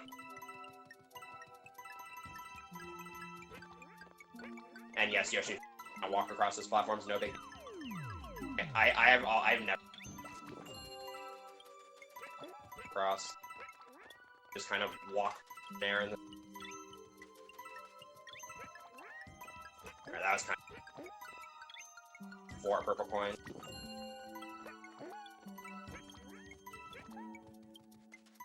Whatever. The worst thing you can do on a level like that is die. So, at least that did. Yeah, so mission accomplished at least for that much.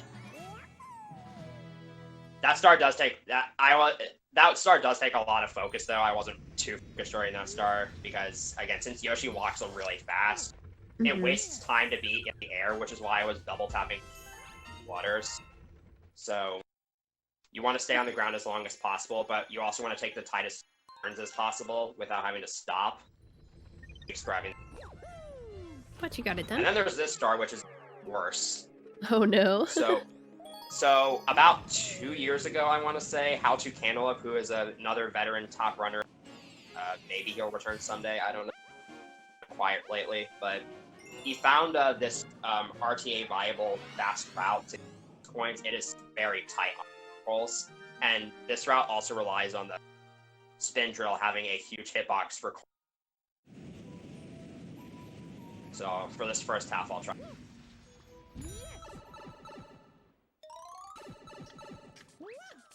Also, there's going to be side flips in D and side flipping in...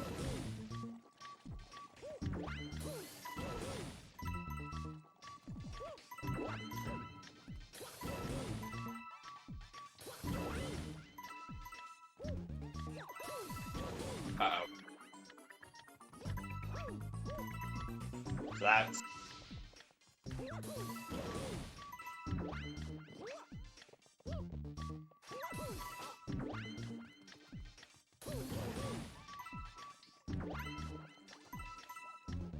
That's a mistake to back up, though. Sometimes you can get really thrown off your route, and that's just bad. Take off. Or not. Spin drill has a box. Alright, that was interesting, but we out and really lose that much time. That start can go catastrophically wrong if you make a simple mistake, like you miss a purple coin in a room or something and roll out of it. That's that's really your worst case scenario. So is like, can you get back though if you do miss it? Yeah, you can. You can always get back, but it just takes forever because you have to wait for the arrows to switch direction. Oh yeah. And if you get really cocky, it just gets even worse and snowballs. So you can lose upwards of like 40 seconds with that star if you make a mistake, but I only lost 7 seconds at that Not too bad, not too bad. So that's like the equivalent of still pretty solid. And I still got like the basic route down. And so here's the Autoscroller Galaxy. Although there is actually tech I get to... So I haven't actually. It's relevant. I'll go ahead and bring it up. I haven't actually. So I haven't actually brought up 2P in this game yet. So you can have, just like Galaxy 1, you can have a second player, and they take the role of Luma, and they. With the second player, you can hold on to coins, and, pick up extra star bits, hit levers from far away. So I'm pretty sure if you get hit by an enemy on the same frame that a launch star cutscene activates like that, then he gets the.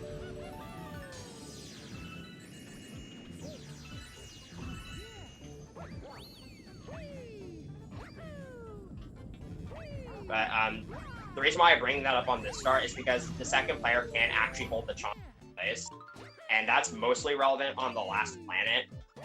Because while I am able to manipulate the seesaw to get that chain chomp early, but I can't do that on the next planet with only one player. But if you do have the second player, they can hold the second chomp in place, so you can get there before it breaks, and that saves a good amount of time. I do not have a person who would want to play with me, and I'm not very good at holding.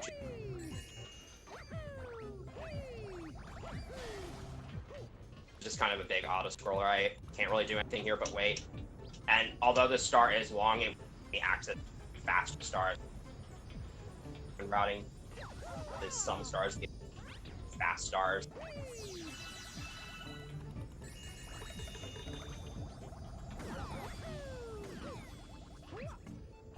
Here. Air.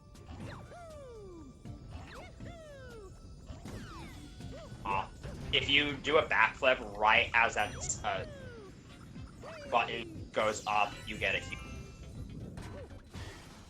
I had a question, Viper. You had mentioned that a second player can play the Luma, but are there any actual speedruns of like 2 players with this game? I don't know if there's any RTA 2 speedruns of this game yet.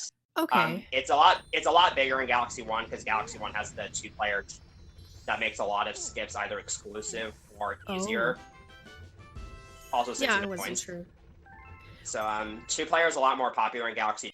There's been some community debates over whether mainly allowed or like split or whatnot. But for the most part, most people run 1. Yeah. And again, 1P wouldn't really, aside from Chompworks 1, it wouldn't really categorize. Okay, this star is important because, not because it has the spring mushroom in it, because no one cares about that, but because there is an early cycle I can make that saves about 5 seconds, and it's extremely tight. So I need to have room. Nice. Cancel really helps. Oh. Classic. Never happened before. That cycle. Fine though. So there's moving platforms on the final planet of the level that you can make an early cycle on, but the problem is they are moving while you're on. So if you don't play enough, you can just miss the cycle. It doesn't matter on that second planet. Shafts attack me. Yeah, because I screwed up my movement on. Even though I got the jump cancel, I'm definitely gonna make it. You need to basically have perfect. You can make this 1 cycle. It's tight to make and also tight if you make it. It's hard to stay on. That's like an average Chompworks 2.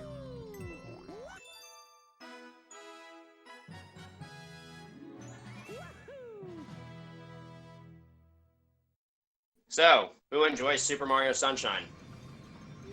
Oh, I have played it for a brief moment, 1 time, and I have always wanted to play it again. It looks really fun. When I tried learning Sunshine for the 3D Mario 2, I learned that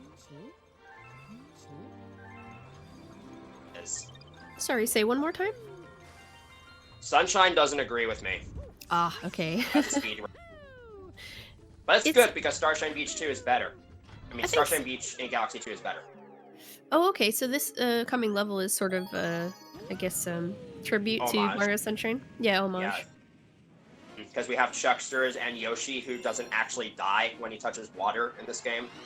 Aw. I don't know what happened between Sunshine and Galaxy 2. Assuming that Sunshine takes place before Galaxy. Ooh, yeah. So what I just did there is tech that I haven't really gotten to show off until now. That's a frame-perfect ground pound. So normally, if you out of a long jump, it's not possible to do a regular ground pound. You have to spin beforehand, and if you spin and press Z at the same time, you normally just do a homing ground pound. But if you do that on the same frame, then you get that frame-perfect ground pound, which cancels the spin. And that's the only way to ground pound. So I've been going for that, but it's frame perfect again in 60 FPS and also relies on. It's really reliable. This level's cool because it's one of the few open galaxies in the game. It's not near.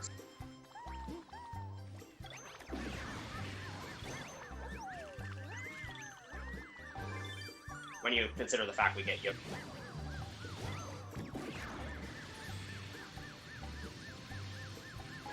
Totally an intentional bonk. That bonk's actually kind of helpful because sometimes it helps me align that slow boost up a little easier. That's just another one of those dismounts you get off of Yoshi by dismounting on a really steep slope while he's in Dash Pepper form. So this comet medal, this is one of the comet medals that was considered for removal from the route because it's really out of the way. You dedicate like 10 whole seconds to it, but the comet star you get from it is one of the higher comet medal requirements, and it's one of the fastest. So it's definitely worth the route.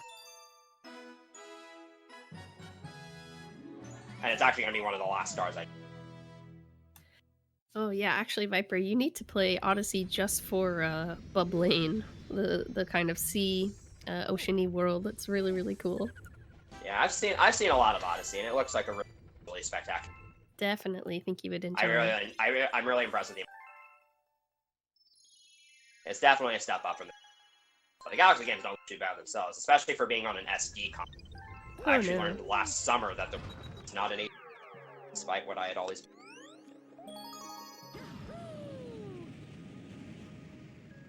3 words I can use to describe this star. I'm a Chuckster. What does that mean exactly? There's a skip in this level that involves getting thrown by a Chuckster. Oh my goodness. And it basically skips the entire level. So yeah, the Chucksters, our enemies from Piana 5 are actually going to be useful for once. Also, let the record stand that I just got jump cancels on stars in a row. I've been getting a lot of them. Nice.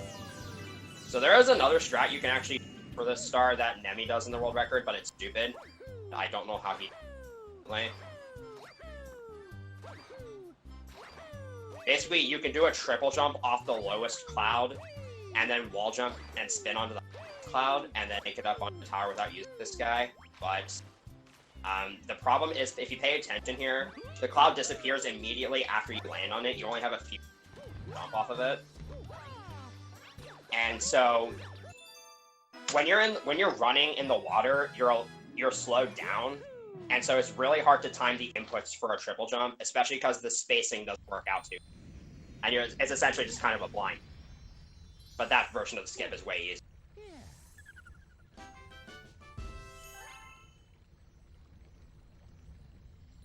Like, I haven't brought this up yet, but the Purple Idiot likes to do other areas of the starship to show off the stuff that we're with as the speed.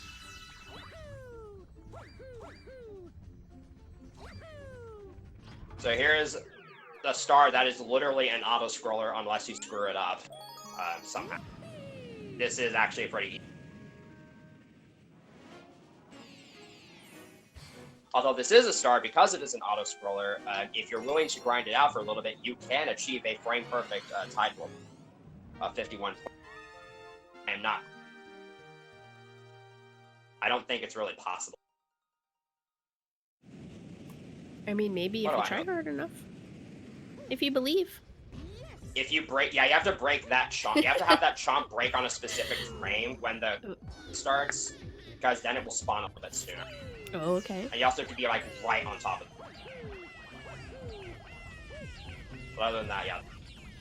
And The cosmic clones copy your inputs frame perfectly, and they can be in sometimes because they can just get punched up again, which is why I'm gonna call here so that you don't have to worry about them. Also, if you make a mistake, they make the exact same mistake, so when you try to backtrack, they're just all in the... And they're really big levels. They're not so bad. I might collect the star out of this, I don't know. Well, that's a couple seconds.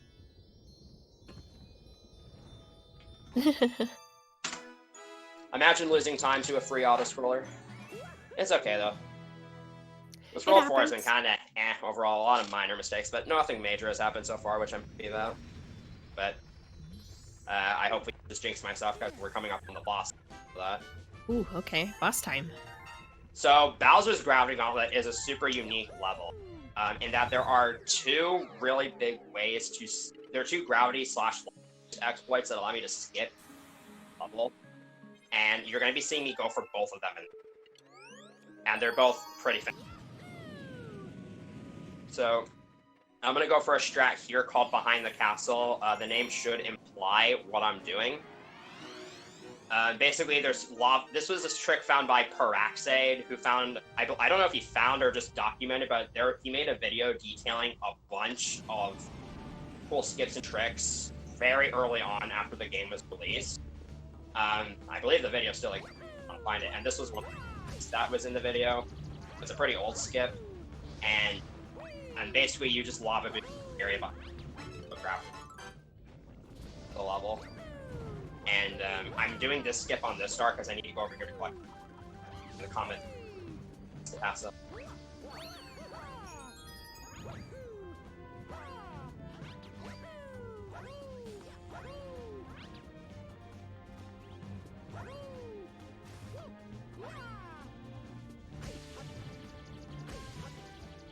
Alright. That skip is way more precise than this, because you actually have to be at a certain distance of the wall in order to work, because if you're too close, you just kind of get stuck in this weird falling state, and you stay there for a few seconds and die, and if you're too far away, you just fall off and die, and dying to that's bad. So I'm really happy I got that. Wow, I almost missed that lock. Missing these locks trigger step. And actually, you can hit two locks at the same time with a really precisely aimed shot, but it's very, very rare that you get that. No instant setup for it. Have you ever gotten it, or? Like, I've gotten it like 3 or 4 times ever, and every time I get it off. Oh, wow, okay. And keep in mind, I've probably hit those locks I probably hit those meteors into the doors hundreds of times. Oh, sure. Combined. That's wild. So...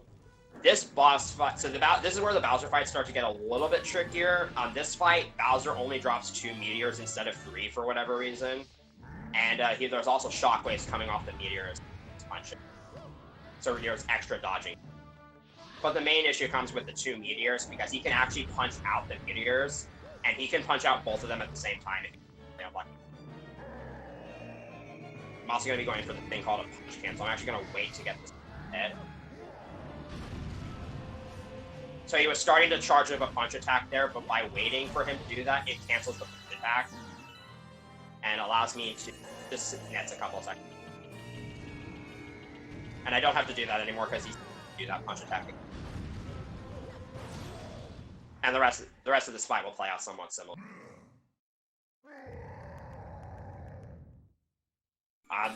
There's another cancel that can happen that's actually bad. And it could happen in the final fight if I get unlucky. It's very rare that it happens too. Where you can, if you take too long to hit the meteors into Bowser, you can actually cancel him as he's summoning the meteors. So the meteors won't fall, but then he'll go straight into his next attack. And when he punches the ground, there won't be any meteors for you to ground hunt. Anytime you miss a hit and have to have an additional cycle, that loses about 20. It's really costly to have that happen. And in the last Bowser fight especially, it's extremely nervous. Oh, I bet. Because you can be there on good pace and then miss like one, like you could be there like let's say 15 seconds ahead of PB. You get all the way to the fight. You just miss one hit and there you go. You're Oh, that's frustrating.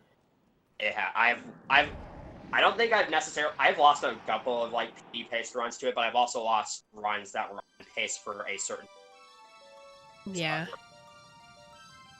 like my first run on 303 pace, I missed. I think it was the third out of 4 hits in the final Bowser fight, and as a result, I ended up getting. So it's that. Oh. But we're not gonna have to deal with that for another. For a little while, good. There's still a lot of hard levels before the end. Off the flight yet, still like an hour. Well, you said World 5 is the hardest, yeah? Yeah, but first we're gonna take a bit of a detour to World 2 because that's how numbers work. In order to get, there's some this is kind of where the routes are eventually going to sync up. So one thing that JDA found is that you can actually get more than one. So if you notice, Lava does bring you down to certain areas of the Purple Idiot brings you down to certain areas of the starship, but if you combine that with events from other stars, like a Mail-Toad letter, you can get warped up to the Mail-Toad letter and save a few seconds of starship movement. So what we used to do in the old route was we would do Boulder Bowl 1 as our 15th star. And that would overlap getting Boulder Bowl 1, which takes you to the engine room, with getting a Mail-Toad letter that unlocks at 15 stars. And this is... Okay. But you also get a Mail-Toad letter from doing both Boulder Bowl 1 and Chompworks 1. So by doing Chompworks first and then doing Boulder Bowl 1, we can also still get that Mail-Toad letter. And by doing Boulder Bowl 1 later. And that also allows us to get an extra Mail-Toad work with Honeymoon Secret. So that's additional this route provides. Interesting. So there's a mechanic I kind of want to talk about because I don't think I brought it up at SGDQ called the Midair rock jump. That you're actually going to be seeing me go for, but not for anything major.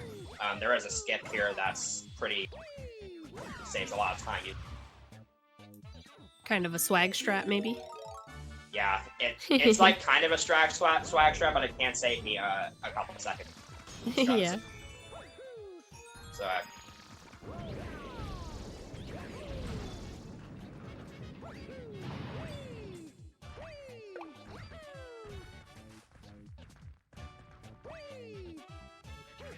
Okay, I didn't get the jump. So the midair rock jump, essentially what you do is you jump off the ground as Rock Mario while you're rolling, and then while you're in the air, if you jump and shake at the exact same time, you'll get an additional jump in midair. You can actually chain them to infinity, but you start losing height after like 3 or 4 jumps, say. And you can use that to skip breaking that crystal and get into that one planet early. And there is actually a star where there is a skip that involves like 8 or 9 of those midair rock jumps in a row. It's it's only been pulled off by a couple of units. Oh wow! Without pass. But if the skip were RTA viable, then that star would actually but it's not. But the star is like. Yeah. Well, you said it's mostly used for tasks. Yeah. Okay. But Nemi actually does a variant of the Boulderable 1 skip that involves a midair rock jump, and he's so crazy. Like, it's basically frame perfect and involves motion control based inputs. He's so crazy, he's willing to risk going for that in an hour and 50 minutes. He's so good. That's awesome. I think it's pretty cool when someone can do that. Just go for it. He is so ahead of his time. Like, just check out the 258.39. It's a long watch, but he does so much. Like, I'm showing a lot of cool strats, but he does so many interesting optimizations that I'm just not good enough to show off. And what did you say this runner's name was? Nemi43, Nemi. Okay, Nemi43. Yeah. He also is insane at ILs of this game. Like, most of his IL runs game are Oh my goodness. I hadn't even considered ILs. I bet the board for that, there's a lot of levels. Yeah, I think most of them are dominated, but there's a few that are. Yeah. Yeah, he just goes all out, and there's some real strats that are definitely not RTA. So here I'm doing Vulnerable 1 skip without the rock power-up, which is infinitely better. The only reason I had to do it with Rock Mario in Vulnerable 1 is... And now I have to learn skier box. You just have to make... Because you only get 2 of these Goombas, and if both of them die, one kind of interesting example of the progression this game has had from its early days. So when Nemi first established his dominance with a 3-11-30 in any percent, back in like 2012, he actually had to switch to Luigi to do that skip at the start of the level, and that, as I mentioned earlier, takes up a lot of time. But then it was found that the skip is actually possible as Mario, and was that there like... goes to... Sorry, was there belief that like being Luigi would like make it easier, or? Yeah, because like again, Luigi jumps farther and higher than Mario. So like what runners used to do was stand at the edge of that ramp, then do a backflip towards the planet, and that would allow you to enter the gravity field. But doing it with a long as Mario.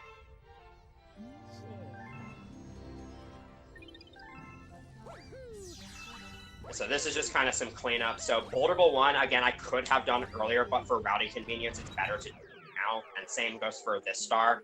Due to routing convenience, get it out of the way now. And then there's 2 stars here, that letter star I just got, and then the comet star I'm about to get in Bowser Jr.'s Fiery Flotilla. You actually can't get those stars until after World 4 usually, because for the letter star, I had to get a star from a 4, and for the final comet, I needed 20. How do you know your phone hurts? Please.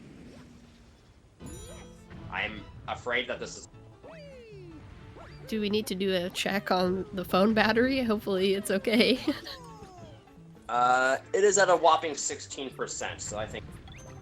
Oh goodness. Well, hopefully it can hold out for the rest of the run. If I need to, I can find downtime to find a charger. Oh, sure. My charger is like 10 steps away. And it's okay that I'm talking over this star, because it's basically the same. I actually kind of want to go over an interesting mechanic that exists in the Galaxy. I think I got to cover it. So there's a mechanic in the Galaxy games called Tilt that determines how far your character is tilted forwards or backwards planet, and this is based on the planet's gravity slope temperature, and that does actually have an impact on your extreme. So notice how the top of that wall is like super duper sloped. By jumping on that super duper sloped part, Mario, your tilt becomes super far back, and so you have a super high jump. And if you're leaning more forwards, your jump is a lot shorter. You gain a lot less height. And so, yeah, that is faster if you're not doing the common method. Take the launch star, and then it also just...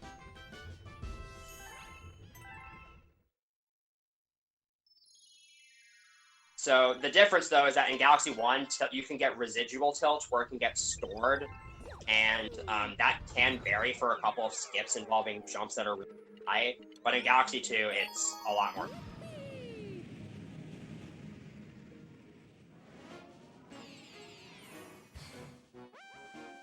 Alright, get your blessed RNGs in the chat, please. This star is basically all RNG after the very beginning because of the Crabber's move.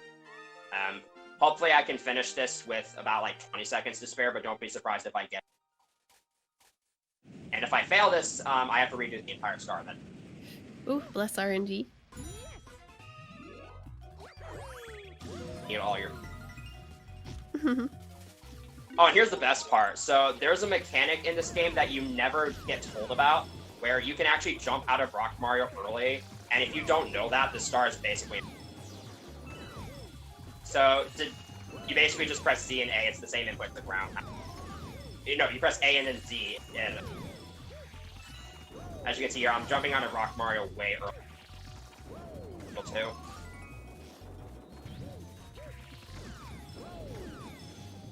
This is fine. I'm gonna make it. So, this guy. That is.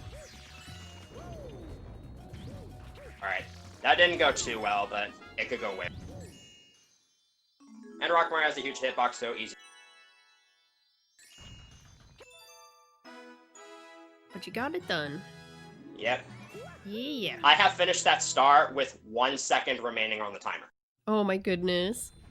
That is a major, major monk ass when that happens. Yeah. And then here's even better. I hit the last crabber with 1 second remaining, and the game didn't count. Oh. Sad.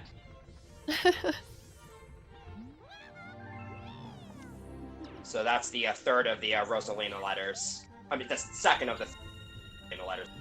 Bits. And now we get to go visit our good friend Gobblegut again. This is basically the same. This will hopefully go the exact same way as the first Gobblegut fight.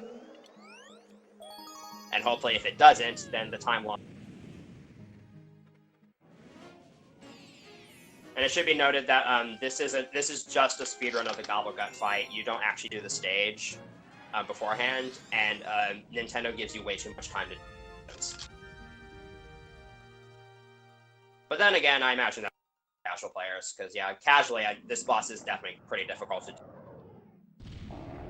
Oh, it's our second encounter with the snake boss. Yeah. Round 2 versus Gobblegut. Let's get the 2 for 2 perfect Gobblegut. Let's do it. So again, if you missed the fight earlier, basically I'm attacking the bellyache pole just in midair and sending space into the ground. That's not intended, and you basically want nothing to go wrong in order to work out.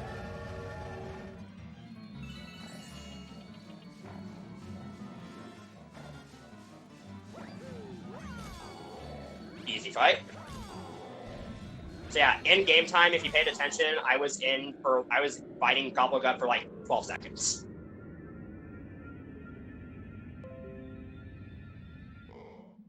But that boss again takes a lot of practice to get down.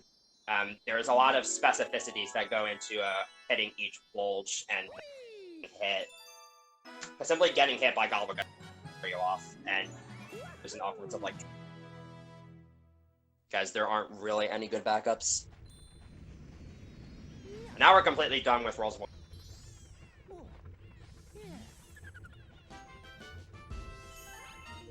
So now we can finally move on to World 5 because it's been 12 minutes.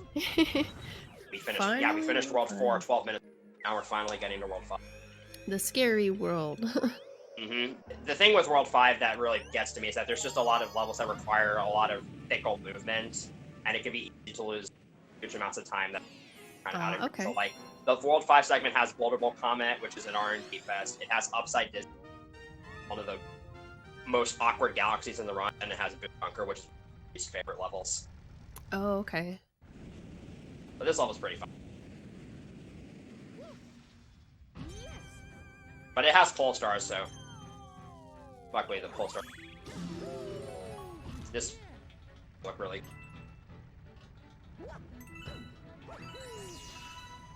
Okay, so that long jump, that took me like an hour to properly figure out, and now I get it like it's so weird. That single long jump was so long when I was trying to optimize my strats. Yeah, that was a really good second planet. That second planet is really, really difficult cycle. And one mistake is.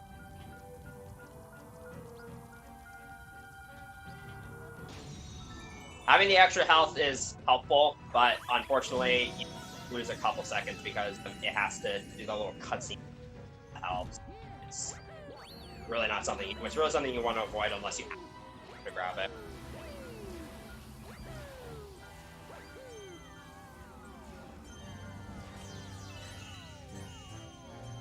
Yeah, here's the Polestars. The main thing about them is just that it's really difficult to keep your momentum going with them. You have to release yourself from the Polestar right before you reach its set. And it's just... That didn't go too badly, though. That was a really good space. Yeah, it looks a little tricky. And it's pointer-based, so obviously... Fortunately, though, there aren't as many Polestar sections in this game. Oh, good. There's not a whole lot of motion control based stuff. It's mostly just platform skips and flying all over levels. And that's part of the reason why I think this run is a lot more entertaining than Galaxy 1, because it's just a lot of real tricks. But that's part of the reason why it's also a lot more difficult to run, and it's longer than Galaxy 1, which makes it a little bit less approachable. The skips are a lot more difficult, and they're a lot more punishing, and there really aren't many intermediate strats. You either are doing all the hard skips, or you're sacrificing like 30 plus seconds. So I hope you don't like the buoy-based music, because you're not going to hear it for... If you do like the buoy-based music, then sorry. Sorry, everybody. You gotta go fast. Gotta go fast always.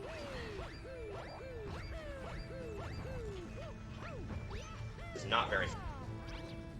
My cycles are off, so that...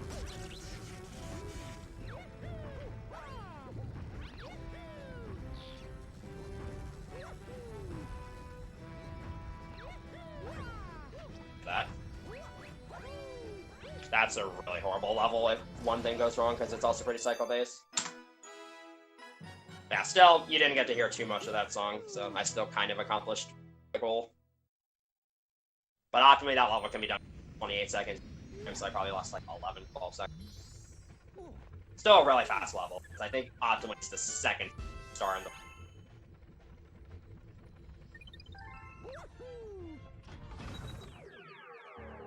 Okay, so here's chance number 2 to guess what score I'm going to get on the skating minigame. Remember, guess anywhere from 600 to 900, because the chimp raises it by a whole 100 points, so it's obviously way harder, and only guess in multiples of 10. So... Okay, I'm gonna guess... You guessed kind of low last time, so... I did, I guessed way too low last time. I'm gonna guess, 870. Ooh, that's a challenge. Like you can do it. You can do it. I've gotten 900 like twice though. The world record is like over 1,000. That's, I believe, House of Cantaloupe.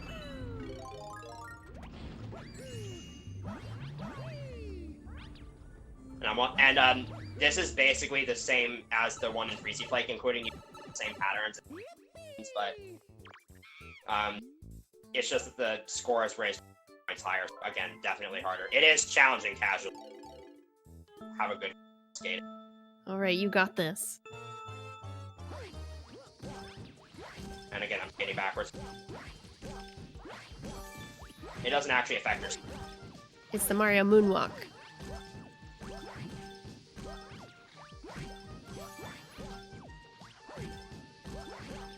Oh yeah, in case you haven't figured it out, avoid, you don't want to spike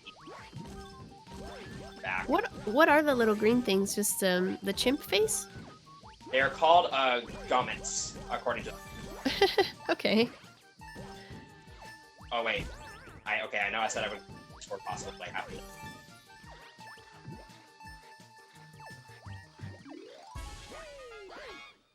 Ooh, some said 690. I see someone said 690, so I guess that's the winner, huh? It's 10 less than 700, so special number. Very nice. And that's it for the...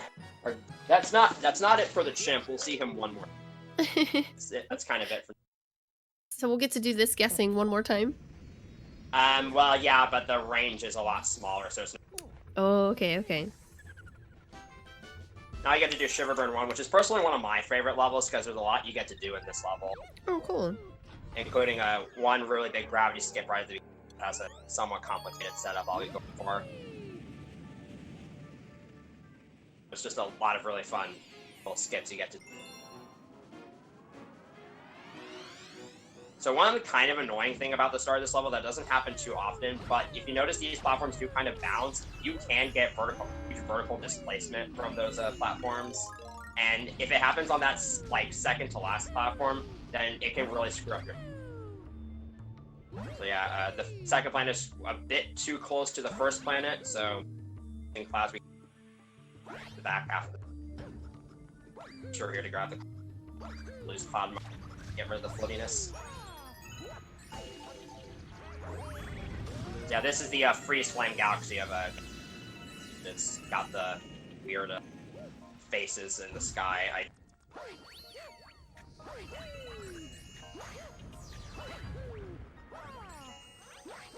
The faces that scared every kid, even it's like actually hard to see them. Actually try and look for them.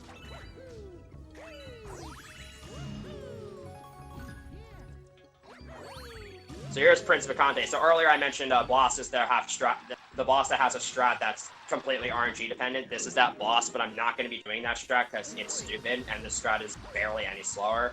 So I'm missing this first coconut on purpose because I'm manipulating Prince Vacante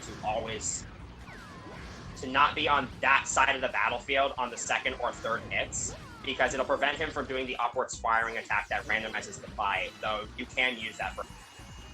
Again, this is barely...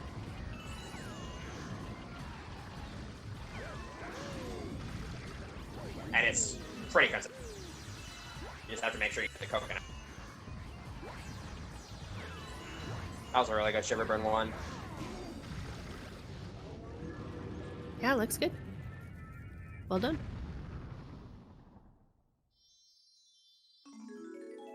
But now we get to move on to a really, really fun level. So right side down, I didn't really talk about it much because I was kind of going over stuff, but right side down was kind of the first level where you get into changing gravity zones in a 2D plane. This level kind of takes that to the extreme and makes it more awkward because you're just changing gravity fields all the time. Upside to Z1 also is extremely cycle-based, and your movement has to be like spot on to make all the correct cycles. Oh, okay. This is the last star bit. So I'm actually 3 star bits short right now for the last Hungry Luma Galaxy, but you can get star bits on the Starship, certain events, and I'll definitely Starship Mario events before last Galaxy.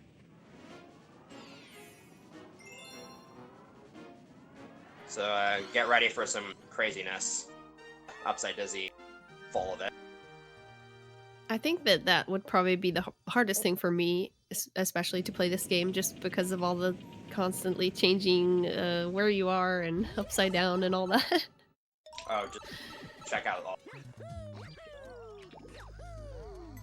So sometimes that happens sometimes, and I don't know what causes it, where you're not supposed to flip around in midair like that, but it just happens for...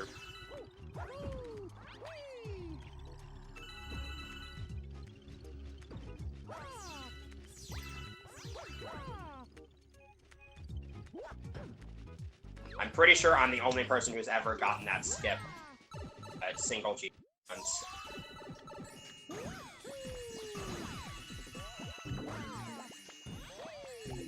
And then there's this hallway, which if you do not have a concrete route through here, you're going to lose like 10 seconds easily because you're just going to stumble.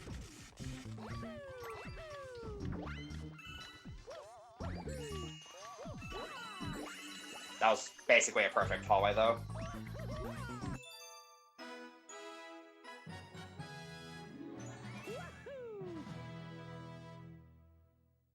That's a star you need to put, like, tons of practice into in order to get all the moves down.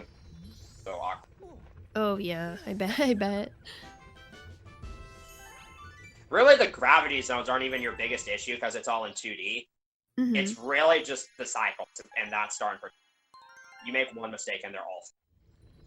And then you basically... Especially in that hallway, you basically just have to improvise the entire thing.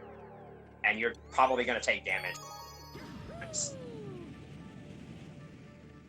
But then you get used to doing those kind of adaptive strats, I guess. It keeps you on your toes. Secret star got... Spot for me. Oh, you said this one is a secret star? Yeah. So this is the another box breaking. This one's actually easier to do fast. It's harder casually because there's more boxes. Mm-hmm. But it's easier to do fast because they're more tightly packed together. Many awkward for that. You are on a bit of a more of a time crunch with, but you have the same time. There is a fireball mechanic that you could use to your advantage here, where you can cancel the fireball making animation right away by crouching. cloud came. But then there's another thing you got to keep in mind. So the fireballs don't actually come out of Mario's center. They come out of his right hand. So you want to be a little to the left of where you want the fireball in order to get optimal shots on. So hopefully that's a very helpful tip to people who are having aim a little bit to the left. And that's it for one of the most awkward and finicky levels in the game. But we got there. And this is the last time the purple idiot's going to bring it down to the engine. These engine room visits are tied to specific stars. It's not necessarily the first time you use that power-up, because like I've obviously used the fire flowers sometimes. But this is the specific star where Lubba will. Good old Lubba. And I believe that's the second to last time he'll be annoying us. So, here's Spoopy level, aka Luigi's Mansion, like 0.0.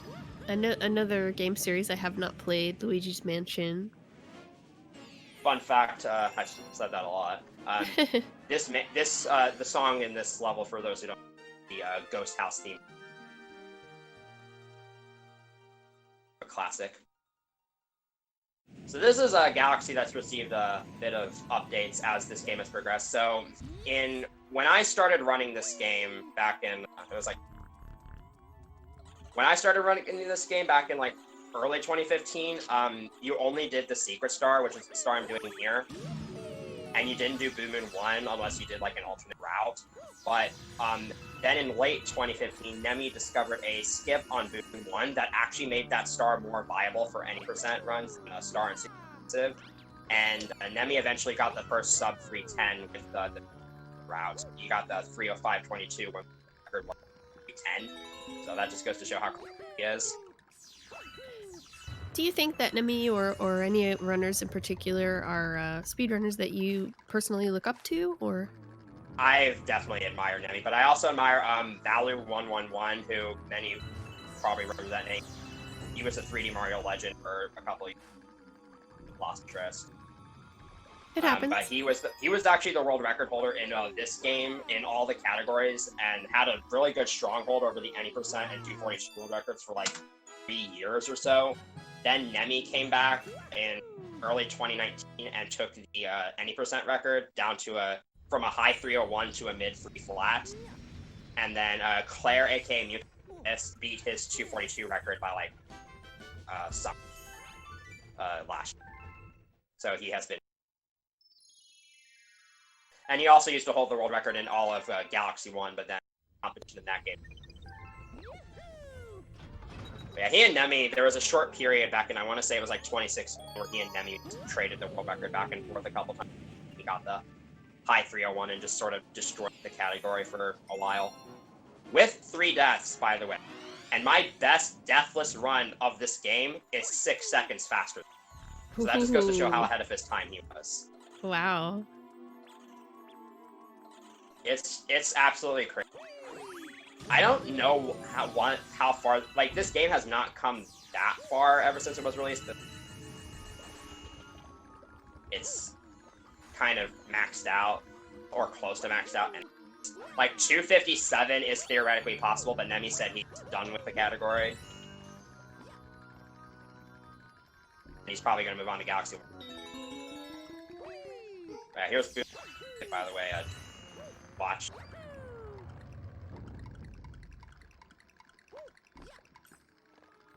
So yeah, that makes this star fast enough for any %.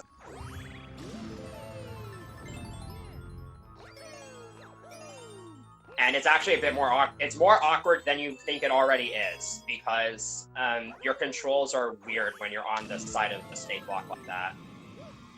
Like, up does not necessarily make up.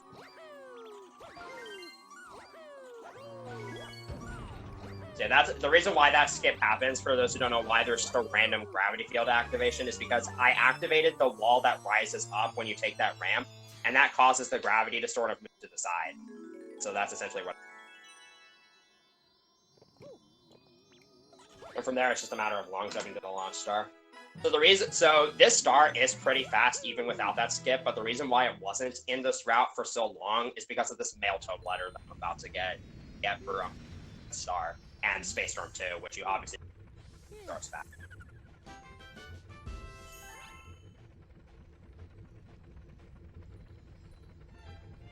That's just something you kind of have to deal with this new route change, but and I want to say that's the last minute.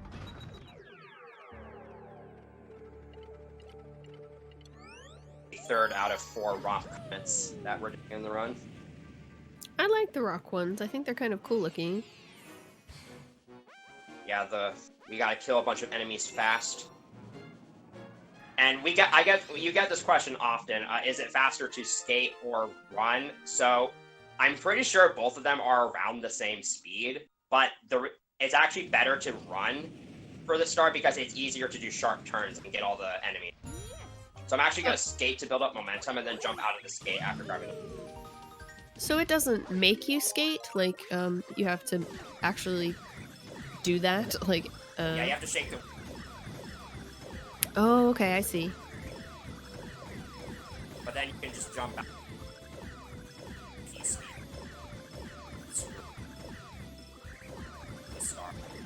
It's hard to mess up. It's significant.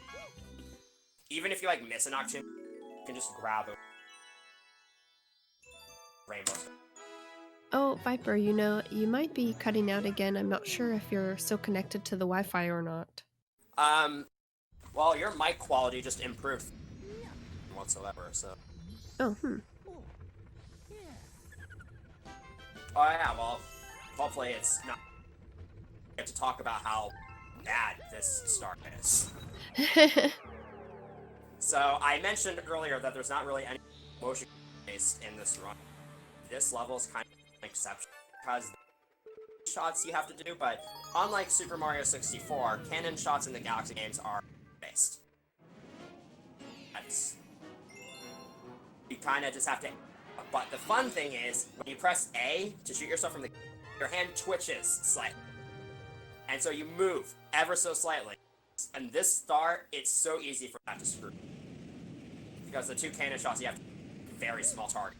You missed it either of them. So, let's hope hand arm mess with it. This first.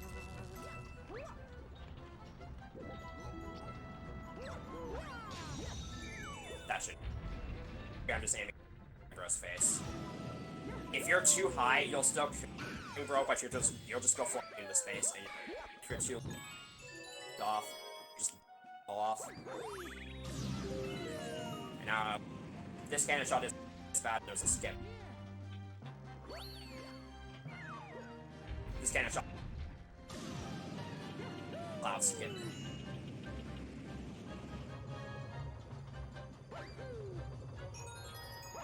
That saves like 1 second. It's really not that hard, as long as... So that's one of those jumps where the very... But in order to have the most for the...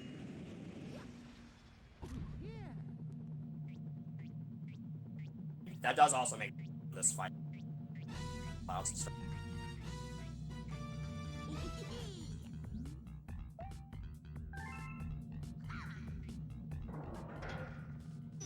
So here's Boomsday. This boss either goes, well, it either makes you or itself look like a... So, let's see what...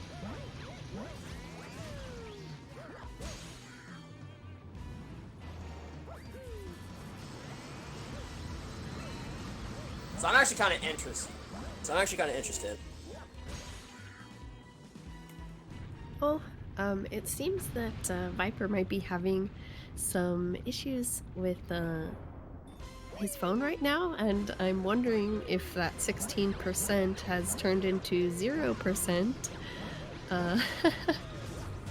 So give him just a moment, and I think he's going to try and reconnect. Viper, are you here? Should be here. I just wanted to see if disconnecting and then reconnecting would help. Oh, anyway. Okay. Yeah, I think it did actually. Yay. I was worried your phone died. Nah, it's fine. It's at 11%. Oh, you sound a lot better. Yeah. Sorry about that, everyone, but yeah, thankfully it didn't affect me playing Boomstick. Oh that yeah, boss. no, you. I actually was going to ask, does anybody in chat remember when I ran this? I tried to run this for a Harvey Relief Done Quick 2017, and I got killed by that boss in front of 25,000 viewers. That was fun.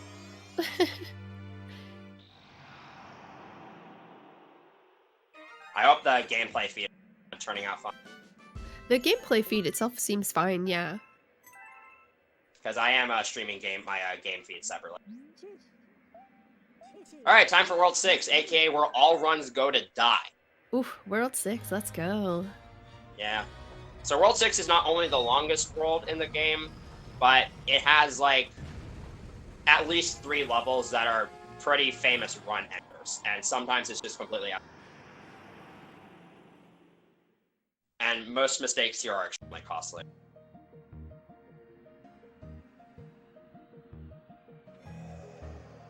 We got Melty Monster here, the only 3-star galaxy where I can get all 3 stars in one fell swoop.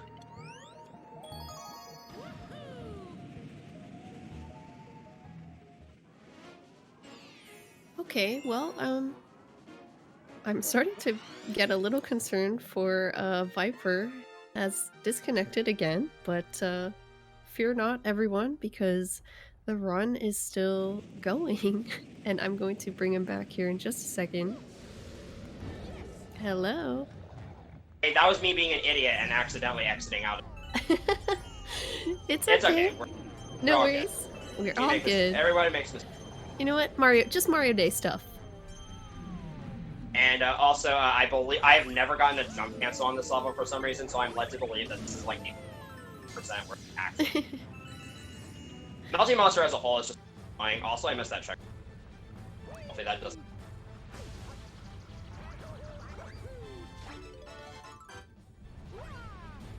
Because I'm not going to get any checkpoints for the rest of the level.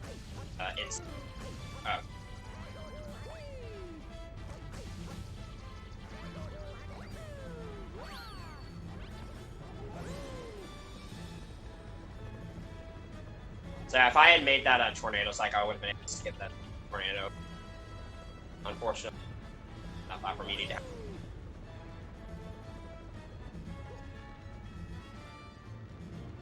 So here's the fun part of this level, the little gems. Those are star bits. You can shoot them at enemies or beat them.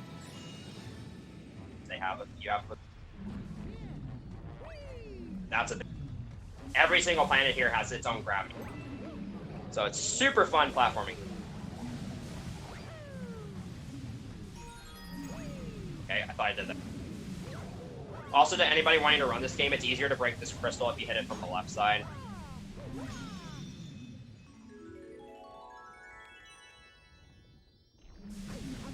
That was a really good Melty Monster 1. Wait. Oh, wait, never mind. I forgot I missed it.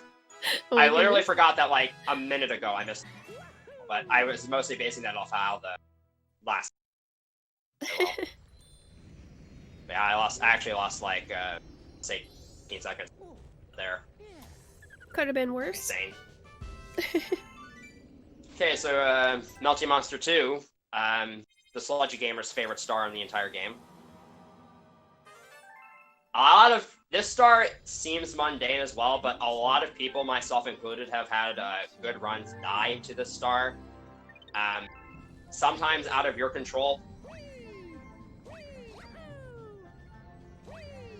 And I think this run is going to be a zigzag skip. I've been kind of 50-50 on the strat recently, but I practiced it a lot before starting this run, and I think I've sort of figured out what I mess up. So, I think I'm going to give it a shot. And by the way, zigzag skip is a strat that saves like 3 seconds, loses 45 if you die, and is pretty difficult. So I don't usually go for it unless I'm either doing a marathon run like this, or the run is like barely surviving and I need to get back. Do we need to bless RNG in the chat? No. This isn't an RNG based. This isn't an RNG based trick. It's just does the just tricky. Yeah. By the way, this is a level you can go to farm starbits if you're low on starbits in your bank code file. SD card. A farm in place. Yeah, you just go here, get like 100 star bits, die, and then eat until you have 9 star bits. Start. Oh, easy. Even though this isn't a live event, serious time.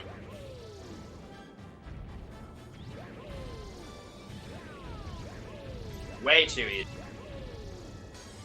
That zigzag skip. Not worth it unless you're really, really confident.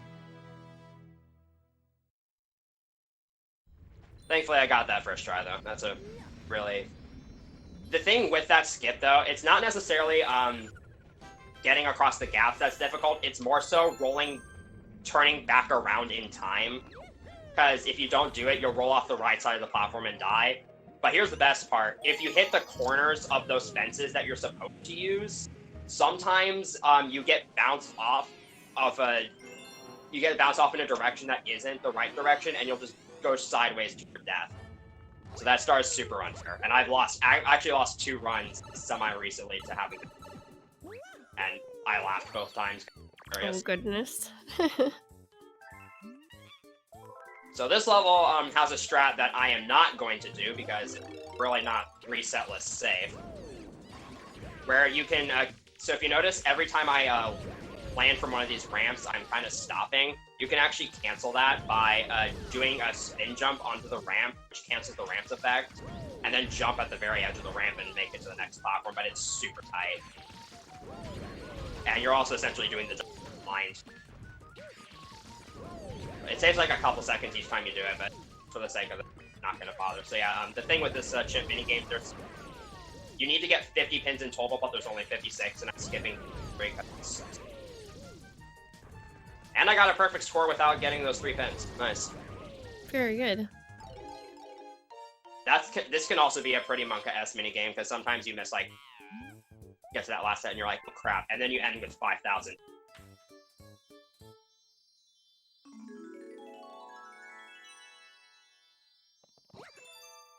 So that's it for Melty Monster, and thankfully we had very few dead ocelots. Shouts to victims on a bus. Now we can finally move on to into the bulk of worlds. Getting into the meat of it. So this next galaxy doesn't give us a whole lot of fast options, because the main star here is like 3 minutes long, and no. But no. But there is a secret star that requires collecting 30 coins, and you can do all of that on the first section, and once you're done with that, defeating the Hungry Luma, the star is basically done. The main issue with this star is that it's once again cycle-based, and you really, really don't want to die. Then your cycles are thrown off. So you have to kind of book it like as soon as you land. Yeah, but the movement here is pretty tame. The cycles, as long as you have decent cycles. Oh, that's fair. This route is pretty... It doesn't seem like they are moving fast. I'm pretty sure this route was known about without me making it known, but I actually figured out this route on my... It's always nice when you can do that, like see something and then kind of make sense of it yourself in a speedrun. Always feels good. There was a skip in a Pack and Roll remix that had already been known about, but I figured out all the specifics to it on my own without even knowing that it had already been documented. My method was faster anyways. That's great. Yeah, you have to have a decent amount of acceleration going into a long jump, or I'll do what I just backflip. It's even worse if you accelerate slower. Does anyone really run the game completely with Luigi, or it's pretty much like there is a ROM hack made by the Sludgy Gamer that that has you playing as Luigi right from the start. Okay. But yeah, you basically have to play through Mario. But in the 120 and 242 star categories, after you beat Bowser's Galaxy Generator for the first time, we switch to Luigi and play as him. Oh, cool. Because yeah, he's just... Gotta share the love. Oh yeah, do that skip casually if you're playing so much better than just going through that planet the normal way. And it's really easy. Unless you do it the way I did it, without a setup and without the safety to die if you're way off. That star is like 1.5 minutes, which is like the threshold for stars in it, unless they unlock faster. Yeah. So Galaxy 2, Galaxy 2 has kind of had its feelings hurt because Super Mario 64 actually stole a level from this game. It stole this level. In case you can't tell, Throwback Galaxy is a recreation of Whomp's Fortress from 64, and this first star is basically the star. The common medal is actually where the Wild Blue Star was, and you have to get it canonless. So obviously, I knew about that. So this is my best cheese and like, all the chat for the star. Talk about like stuff. And no, I will not be for carpetless or canonless.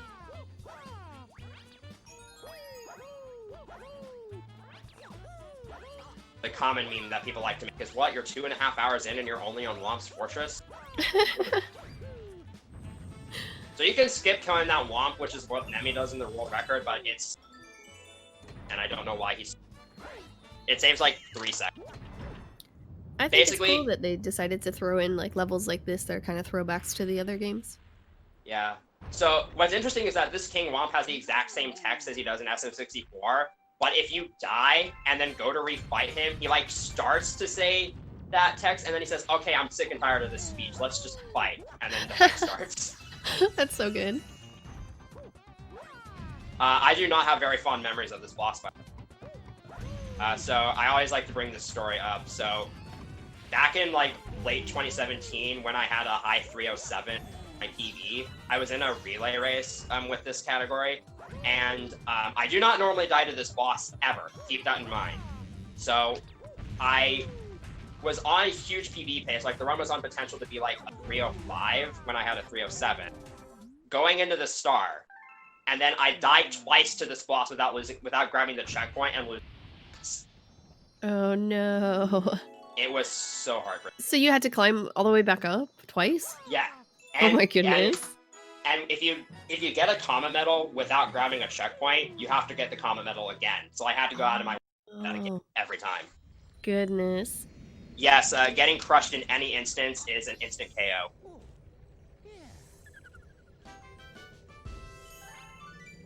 So yeah, that star obviously is cool to show off in the run, but it also unlocks a Throwback 2 and Throwback stars. And this is the last time the purple hit annoy us. He's gonna want to annoy us one more time, but got some big skips coming up, so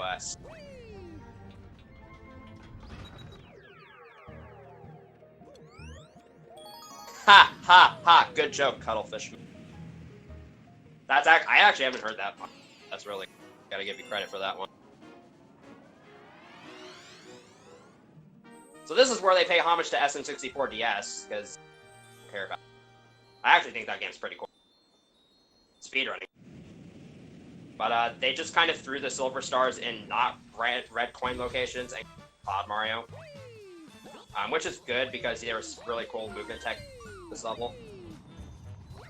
And the reason why I say SM64 DS is because silver stars were in this version, just not in Whomp's Fortress, and there's also this little side section that's kind of resembling of the little new section they added to Whomp's this version. Cloud Boost up here. So there's one kind of annoying thing that happens sometimes with the Cloud Flower that I don't understand. I think has ways to prevent it. So keep in mind you're not able to normally spin while you have clouds in your inventory, and to do a homing ground pound you have to do a spin in midair.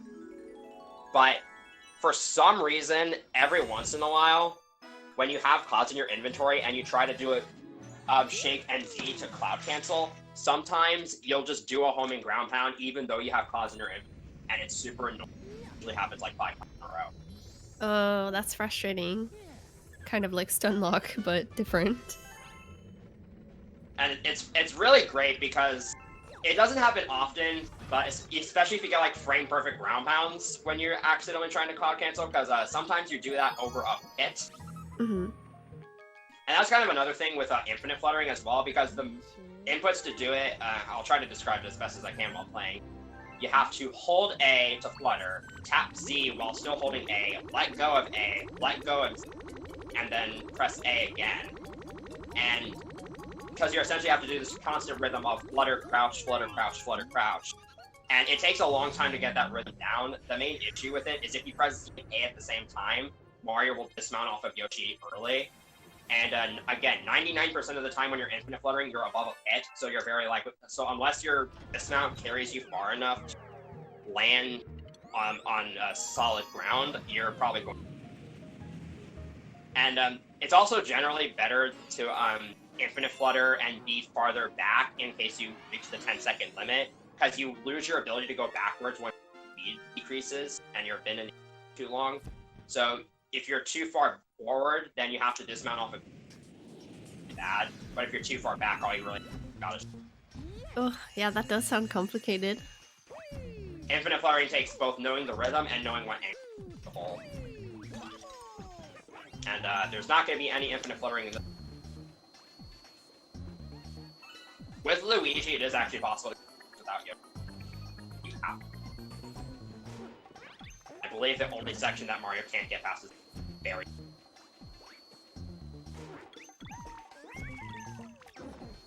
Strata.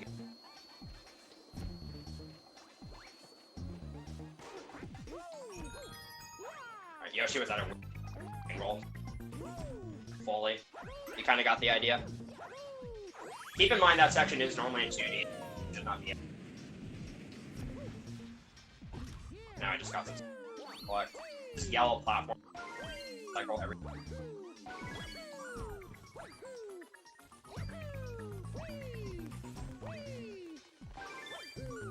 Obviously, this level is just about memorizing where everything is in the dark.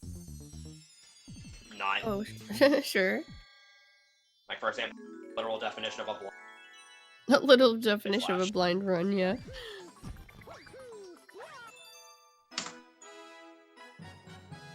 That went pretty well, aside from the comment.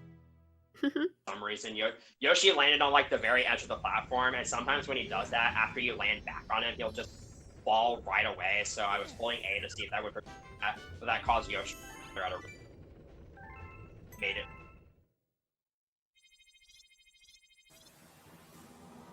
So you're probably wondering why I'm bothering to take the bottom path instead of going to the top path. That's because the top path has a galaxy called Battle Belt, which sucks. And also has a version of Gobblegut, get this, that's on fire. Ooh. And we dodged Battle Belt like the plague.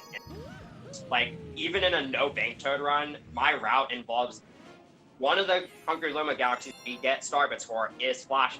So you actually have to get 1,800 starbits at least in a because it's just. And that's the only reason why this galaxy makes the cut, because it's better than Battle Belt, but it's basically just 2 minutes of swim. It's super boring. You're resident. And that's like one of two strats in the. So that would be a good time if a question. If you want reminders on how you can running this game or general thing. Differences or different that I have. And also I believe Your audio's cutting out a little bit more, Viper. I'm not sure that anyone can quite make sense of the sentence that you might have just tried to say. basically I just said that it's the last lightning grab. Oh, okay. And if anybody has any questions, now's probably good. Okay, yeah. Well, I don't see any questions in chat at the moment, but I just want to let everyone know that SGDQ submissions are open from now until March 14th, which is coming up soon in about 4 days. So if you do want to submit a game or volunteer for any of the positions during the event, just go to gamesdonequick.com and you can get all the information, and I hope that you do. Yeah, get those. You never know. You never Sometimes know. the games might surprise you. I've been stressing about my own sections, thinking, what to do. But either way, I'd recommend going to the event. Coming from someone who had his first GDQ, last SGDQ, not Oh, like sure. it is definitely an investment in terms of time and, but you can afford it. If you can afford it, both in terms of Oh, yeah, it's very fun, and especially if you have friends in the speedrunning community that you'd like to hang with, and maybe you that haven't was gotten to that was one of spend the a lot of most time. surreal parts of Oh, seeing yeah, people. definitely. It's fun to, spend a lot of time on a game, and then, you're working with other speedrunners trying to get the strats, and so it's really awesome when you finally get to meet those people that share the same passions for speedrunning as you do. Any games I play casually. I'm a huge fan of Namco arcade games, Oh, cool. like the Pac-Man, Dig the Galaga, those kinds of games. I'm also a huge fan of the Konami Gradius, Salamander, and Parodius franchise. Mhm. I really love those games, and I have their There's always, good. like, really, there's always, like, really fun stuff to do there as well, like, there's usually an arcade and, people have games set up all around, like, you can pretty much Yeah, walk into the room and just, like, jump in and be like, "Hey, what's up?" Like and you can walk up to any streamer and just start asking questions, or like you can organize races because they have like hundreds. Oh, yeah, you can Um, check out and what lots of stuff. and one thing they had at last SGD that kind of resonated with me was they had those monitors that had those retro game challenges on them, like where you have to do, like where you have this SM64, you have to do the red coins and bob on Battlefield with the green challenge, Okay. and then there was like the whole Beat Super Mario Bros. Like with like once you hold right, you can't let go of it for the rest of the stage. My first GDQ experience was AGDQ 2019, and it was mandatory that I play the Pringles game for the first time. It was something, I will say that much. And like even if you don't have to spend all your time at the venue, you can like if it's like Bloomington, which is where SGDQ was held, and I believe it's held again this year. It is in Hotel. Bloomington, Minnesota. Yeah, so it has there's a lot of good restaurants you can go around to. You can get like Uber with some friends. It's a really good experience. For sure. And being in the crowd for super hype runs, definitely. It's like I was in the crowd for this. That was a lot of fun. Awesome. By the way, the last 6 stars of this run until Bowser are just all caught. So that was the first of them. And then we're coming up on later game run enders.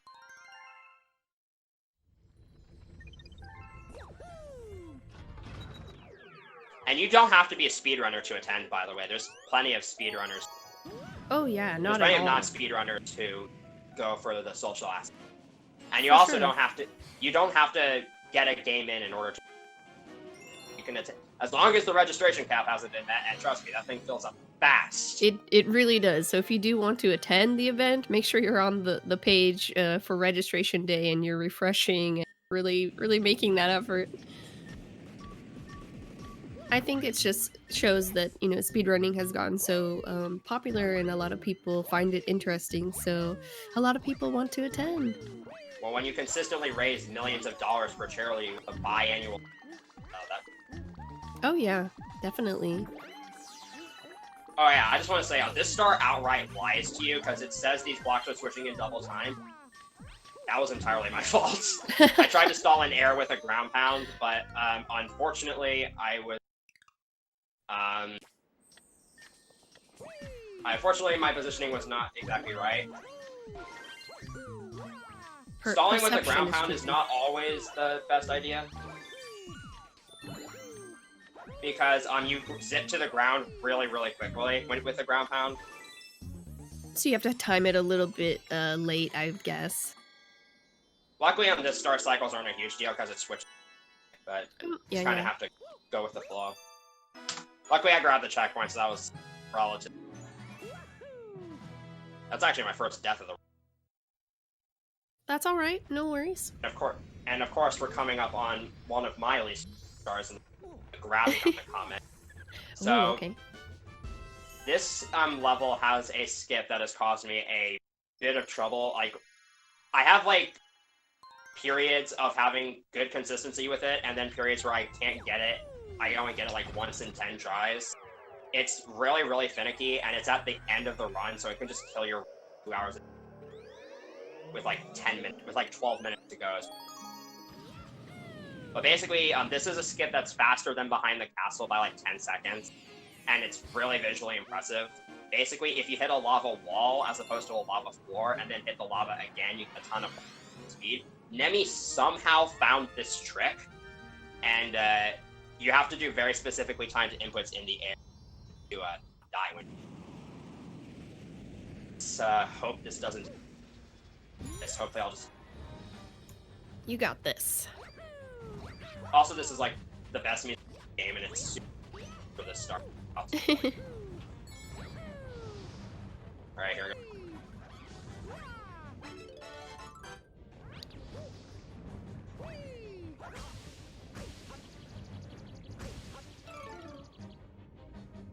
Okay, that somehow worked. First try. So, I actually landed in a somewhat mediocre spot for that. So, if you land too far to the left of the platform, that means you spent too long in the air in the lava boost state, I think. And that causes you to just fall to the floor and die. So you have to do a very specific setup in order to make sure you land in the right spot on that platform. But yeah, that's a very visually impressive looking skip. Nice.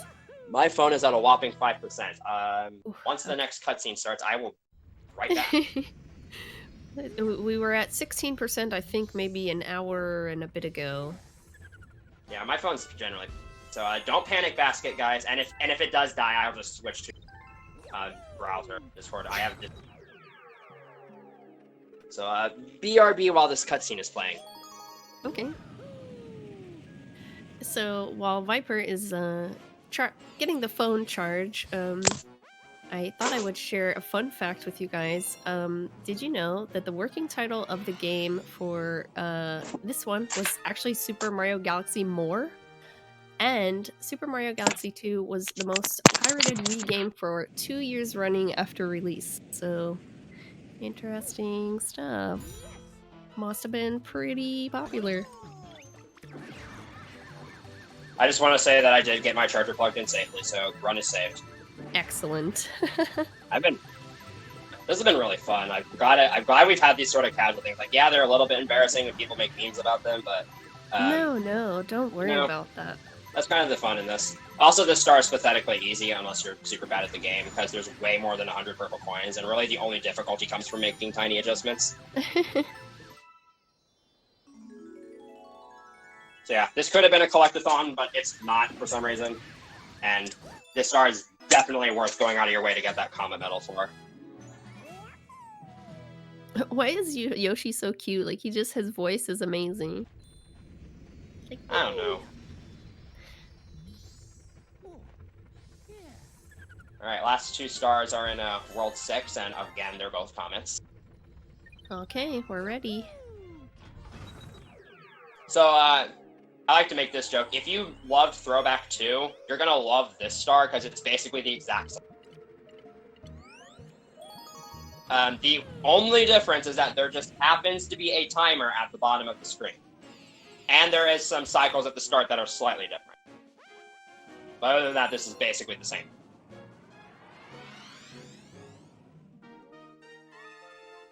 So the cycles are different because, like I said a few times before, moving platforms and objects don't move when they're on camera, and the level intro cutscenes, so different parts of the level, so these cycles are a little bit different. This cycle's pretty tight.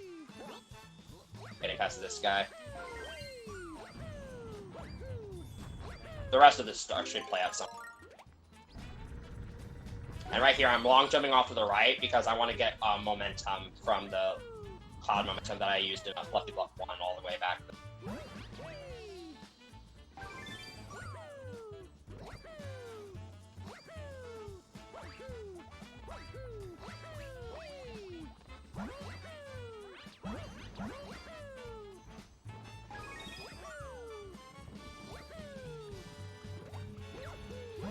Alright, it's really rare that I get that much height from the cloud boosted jumps, and I got it both times, which I'm really happy about because it makes it a lot easier to set up for that final.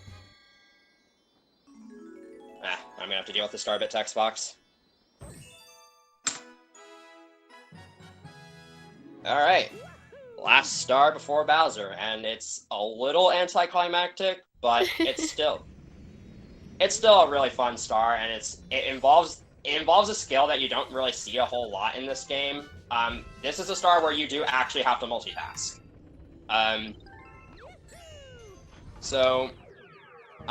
The thing with Flashback Comet, this is the 4th Romp Comet. There isn't really any special gimmick to it.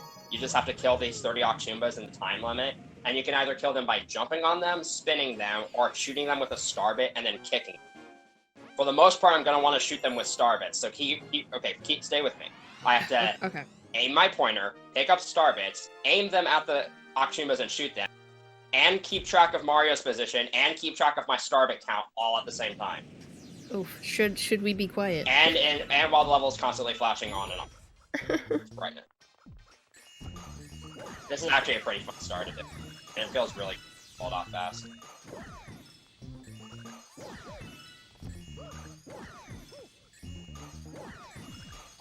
And as you can tell, you have to be really careful in case you accidentally miss carpet shots, run right into them and take damage.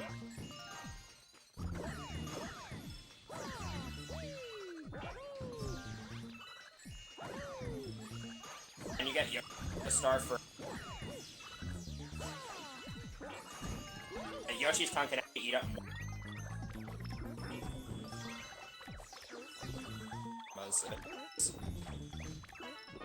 And that is 70 stars. Oof, well done. So now we have one more star to go, and that final Bowser's. Okay, let's do it. But it. before we do that, we have the hardest skip in the game, found by Oddme. This is the idiot skip, and it's a very difficult world map skip that saves 30 seconds. Are you ready? I don't think you're ready for this, alright? I mean, we're as ready as we can be. Let's do it. Oh my god, I got it. Oh, Pog. Yeah. So basically, there's a cutscene on the space before Bowser's Galaxy that normally activates as soon as you go on to. But if you click on the space with the Wii remote instead of moving there with the nunchuck, you skip the cutscene entirely. So Oddme was messing with, I think it was the 8% route for 2, tested that to see what happened. He found it, then he went and told the Galaxy Skype group, because that existed at the time. I think he also told it to the Sludgy Gamer, who was the first person to do it in a row. How long is the cutscene? Like 35 seconds. It's like 35 seconds. Oh, okay. So it's definitely worth it. Yeah, and it's better to do... That's actually one of the main reasons why it's better to play this game in 16:9. It's nearly impossible. I have a setup for it.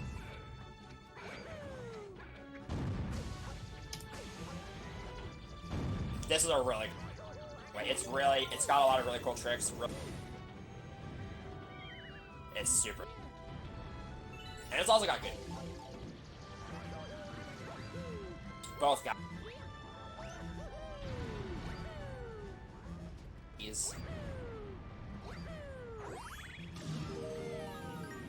This planet gives me some trouble sometimes, so... It's boss. The main issue with this planet is actually bills, because they can't have clouds, and in this section there are...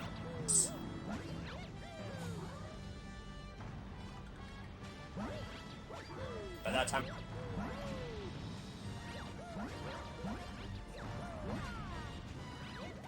Or just skip the cloud. So, this isn't quite as difficult as the question block flutter you saw in World 3, like a month ago, but I think you're still going to get this flutter. I think... But I have to do this in... Basically... By the way, I confirmed earlier today that it is possible to clear this...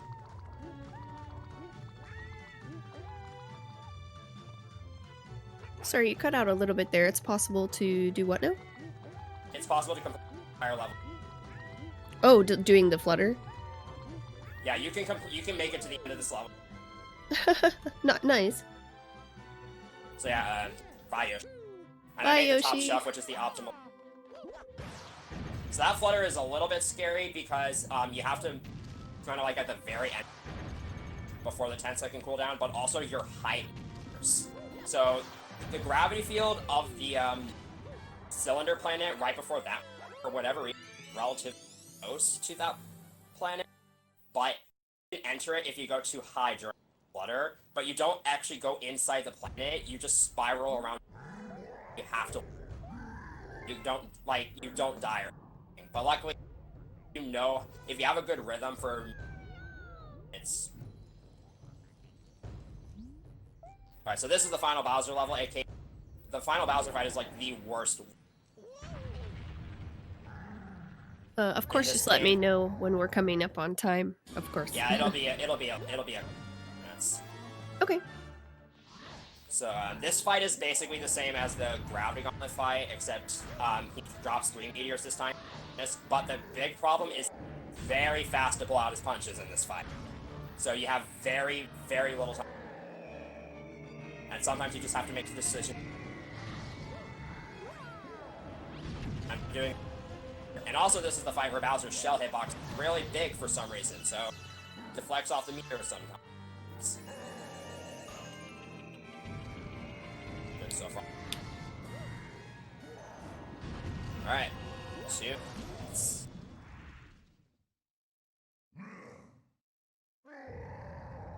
So the third and fourth hits are where runs are really. It's where you're really stressed out because Bowser pulls out his fist really, really quickly on the hit. I believe he pulls it out quicker on the. And so you have like almost no time. Just have to hope that Bowser. This is good. Like, he just started to pull out his fist right as I shot the meteor at him. And you have to be careful, because sometimes you can hit it too late, and then he pulls out his fist and miss. Or you can wait too long and then accidentally. And this fourth hit. This fourth hit isn't out. You just have to hold Bowser's in. Okay, that was still. Okay, I would meme and say that time is coming up really soon, but that would be. So, there is a spoiler alert to this fight. And unfortunately, this. Yeah, the star does not have a physical hitbox. You go anywhere, you just automatic. It just automatically does this cutscene. We're about to, and oh my. Despite how threatening this may look, this fight is ridiculously easy. It's almost impossible to die if Bowser's attack drops a coin. And it has like the most epic music in the game, and you only get to hear. You just press A and Z. Yeah, this music is very dramatic. It is a really good song, though. And it is kind of fitting with the atmosphere. Losses. Yeah, I don't know why. I never considered Bowser trying to, use a star as power-up. Good for him. Alright, so time is coming up soon. It's going to touch the Grand Star. Okay. 45. So when you touch the star? Yeah, when I touch the star. And I'll call it out. Okay. Or, I don't know what the discrepancy is. I'll let you know what my timer says when I... Okay, yeah, we might differ just very slightly, but doing my best. It'll probably vary. 2 seconds. And no, I'm not Peach safe. That's slow. Aw, This is a very... How this went. So beautiful.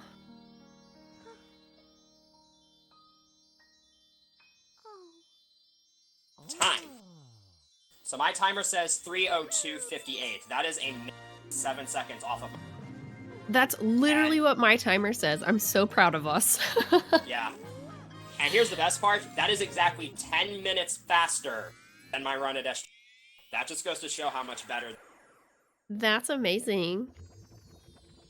Alright, so, that was a very good run. I'm glad with how casual it was. There was some audio mishaps. I know the mic was horrible at some. Glad we pushed through it. I'm glad my internet has a this PC has out sometimes. I'm glad we Yeah, pushed through. we Now, did. We pushed through.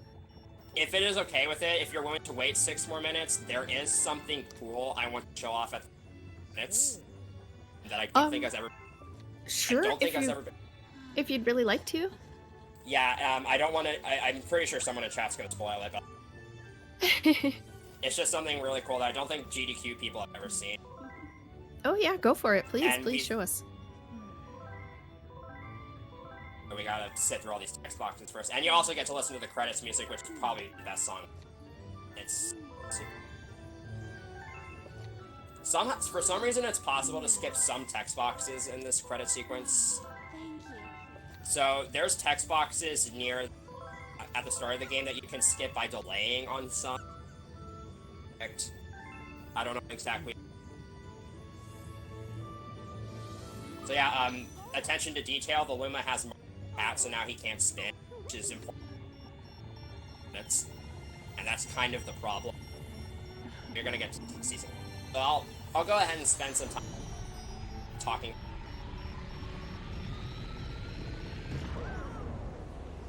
Yeah.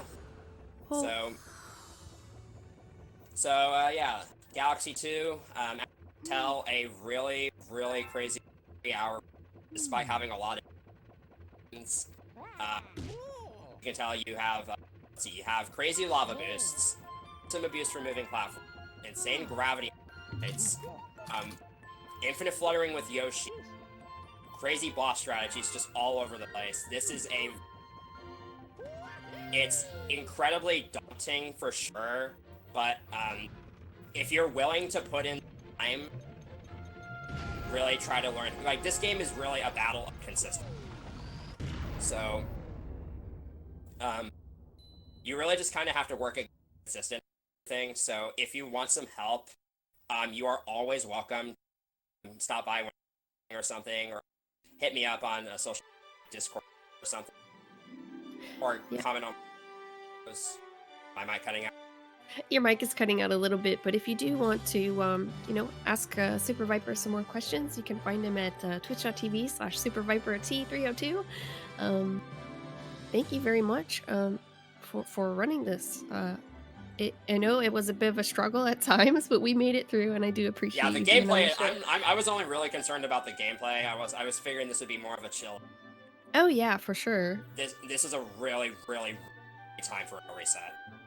Especially considering I haven't really finished, I think every run I have finished so far. So at time, and they've all had either really good potential to be better. I just make really stupid mistakes. But then this run, really shows me that I should probably get back into this game. Hopefully, I have spring break coming up in next week, so hopefully nice. I don't really have any major, so I should have a. Oh yeah, have you ever wanted to see what the inside of Mario's band look like? I mean, sure. Now you know. You can go into first-person mode. Oh my goodness, so weird. So you can actually run around all these little storybook areas. Yeah, and that's there's a lot of things that you can use to break the credit sequence. Like in that scene with the moon, you can ground pound the moon, then hop off the left side, and it causes Mario to be put into this glitch state where he's just constantly getting pulled back up in a Polestar, and it screws up the entire rest of the on the snow. Again, I don't have my hat, so I can't spin. Oh, and here's where they made a big mistake. They let you write credits. You'll see why. You'll see why the developers probably this. And yet.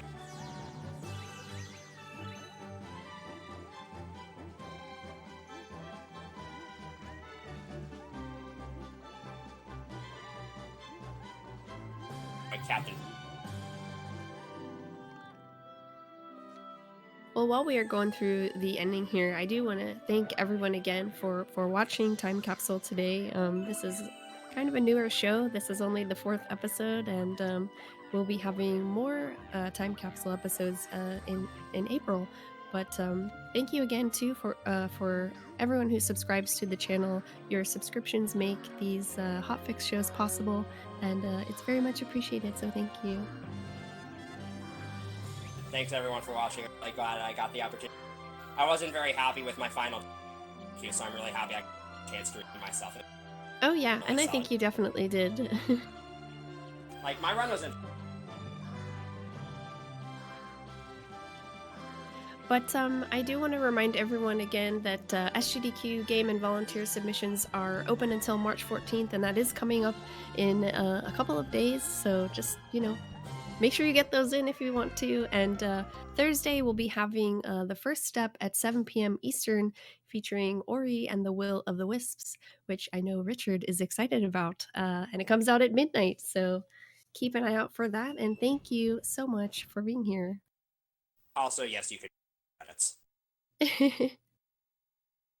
The credits are still going on. Like the game is in soft lock. So much for playing my game. And that's it. So I will The throw it end. throw it back on. Thanks for having me. Yeah, thank you so much, Viper. Take it easy, everyone. We'll be back, as I said, first step, 7 p.m. On Thursday, Eastern. So we'll see you then.